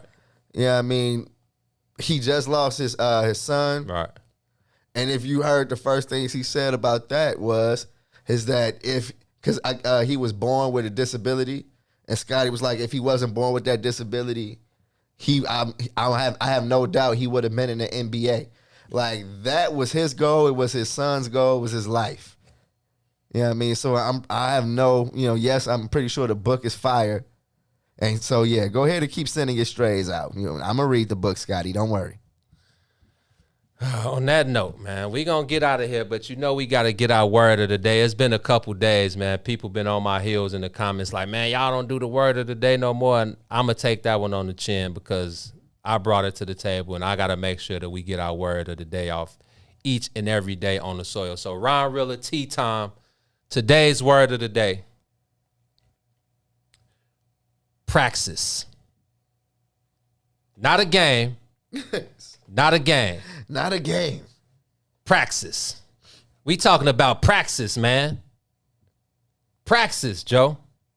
Praxis. It's its origin Greek, late 16th century. Practice, as distinguished from theory, accepted practice or custom. And I'm going to make it easy for one of y'all to use it in a sentence, bro. Marion turned her exercise plan into praxis. My boy Ron, you got a sentence for us? Ron Rilla was national what was it? National Society. Come on. I think that was good enough, man. What else say the definition again? Practice, as distinguished from theory, accepted practice or custom. Marion turned her exercise plan into praxis. Oh, that's just like taking my talents. Ron Rilla turned his talents into. He turned his journalist. Yeah, he turned his passion talents for into his practice. Into praxis. Your passion for radio production into praxis. Yes. There we go. Leave it to you guys to put the. We're gonna get there, Gino. To wrap that thing up like a bow, man. So, with that being said, man, up next we got the guys. I usually see Herb lurking around in the background. Are they here? Are they late? They pulling the bigs. It's Friday, they probably listening to y'all right now. Yeah, Herb was in the comments. Okay, Herb, come on up here. And it's Friday. The outside be calling Herb. It ain't nice enough outside. Herb, like, is that you? Outside is summertime shy. Is that you? But yeah, man, I said what I said. Up next, cousin to Herb Howard, the third of the kickoff, kickback. Man, Herb is going. Okay, no, I'm gonna keep that. We gonna keep that on the low. Yeah, we gonna keep that on the hush. But y'all be looking. Y'all be looking for Herb to give y'all some news sooner than later. But I said what I said. Up next, intellectual thuggery at its absolute finest. I'm pretty sure it's Relationship Friday, so they're gonna be talking crazy on the airways for the next 2 hours. So. Y'all go take a break. Tell your boss to fall back. Y'all got to watch I Said What I Said for the next 2 hours. So, with that being said, man, we going to get up out of here. We will see y'all back here on Monday. T-Time will be live from I was going to say the UC, but we calling it Comiskey, a.k.a. U.S. Cellular, a.k.a. Guaranteed Rate tonight as the White Sox. It was UC when I was working there. The UC, Yes. Guaranteed Rate, Diamond Talk live tonight as the White Sox come back to the crib. Who they playing? Detroit? No, the Mariners in the building. The Seattle Mariners are in the building, so we're going to make quick work of them guys tonight. Y'all lock in with T-Time on Diamond Talk Live. He's going to get it cracking for the Southside edition of Diamond Talk Live. The Cubs are still in L.A. for Game 2 of the 4-game set against the L.A. Dodgers. Again, a great historic evening last night. Zach Davies, Ryan Tepera, Andrew Chafin, Craig Kimbrell combined for a no-hitter, the first in Cubs history, the first in MLB this year, and the eighth no-hitter of the season this year for MLB, and the 17th no-hitter in Cubs history. The second no-hitter in Dodger Stadium, actually. Don't forget Jake Arrieta threw a no-hitter in Dodger Stadium in 2016. So Zach Davies, Ryan Tepera, Andrew Chafin, and Craig Kimbrell combined for the no-no last night. So historic night. 2 no-hitters for, hey, man, Carlos Rodon with the no-hitter early this year on the South Side. Yes. The brothers last night. You know it was coming, yes. Baseball is all good. Match me. Baseball is all good in Chicago right now. So for myself, for my player partner T-Tom, yes, for sir. Ron Rilla doing all the hard work behind producer. the boards. You know what we do over here, man. Show love, spread love. Stay away from them haters, man. Circulate the dollar with your people. Continue to circulate the dollar, man. We all about ownership over here. But most importantly, man, continue to keep it player. Always keep it player, man. There's a lot of unplayer individuals running around out in these streets.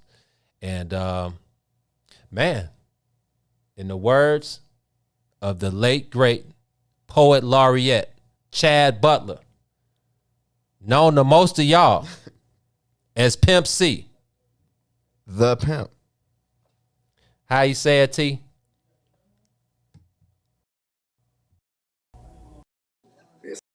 We out.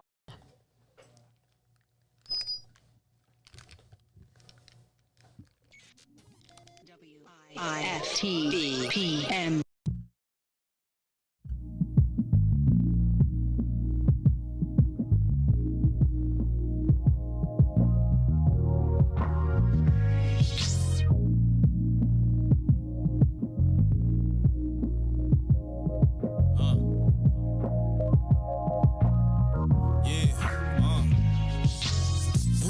City like the Hawk do, Black Hawk adjustable, keeps my mind thoughtful. Ain't no middleman, I'm the one you need to talk to. If you want a chance, I suggest you make a that type of talk, turn you dogs into dog food. Goofy, you a goof. Get your ass out, move, acting like a woof. You softer than a poop do. Ain't no 50-50, both your options is a lose-lose. I ain't got no love though, laughing while you boo-hoo. I care not for teardrops, the pity that consumes you. Pitiful piece of shit, that's how them dudes do. 415s, fuck around and knock the screws loose. This flow is schizo, your boy gone cuckoo. Yeah, I flew the coop too, you knew I had to get loose. Gun smokes the network, plug you in my Bluetooth. How can I shine if I don't try? If this is really mine, then why must I? Search far and wide, it's so hard to find what I'm looking for. I stay in it, I'm on my shit. I can't stop winning, no, I can't quit till I make it to the top. Till we make the top of the list. Give me my spot, fully aware, living life to the fullest. I'm full of myself. Yes, I earn the right for me to pull it like triggers that trigger bullets. I bully the beat, take downs from bass lines, snatch fails from snares, smack temples on cymbals. Hi-hats beware. It sounds so simple, sounded so clear, so real like Real Madrid. I do it for kicks, yeah. Them scary cats are scarier than scared. Make a pioneer near the top of the tier. On my square times 2, and I ain't leaving till it's square. With a flair so debonair, debutantes gotta stare. Cause I flaunt without a care, carefully with the air of an heir to the throne. All alone in the chair, in my lair where I lay up, laying another gem. Invisible man, then I reappear. Raise your glass, make a toast, cheers. How can I shine if I don't try? If this is really mine, then why must I? Search far and wide, it's so hard to find what I'm looking for. I stay in it, I'm on my shit. I can't stop winning, no, I can't quit till I make it to the top. Till we make the top of the list. Give me my spot.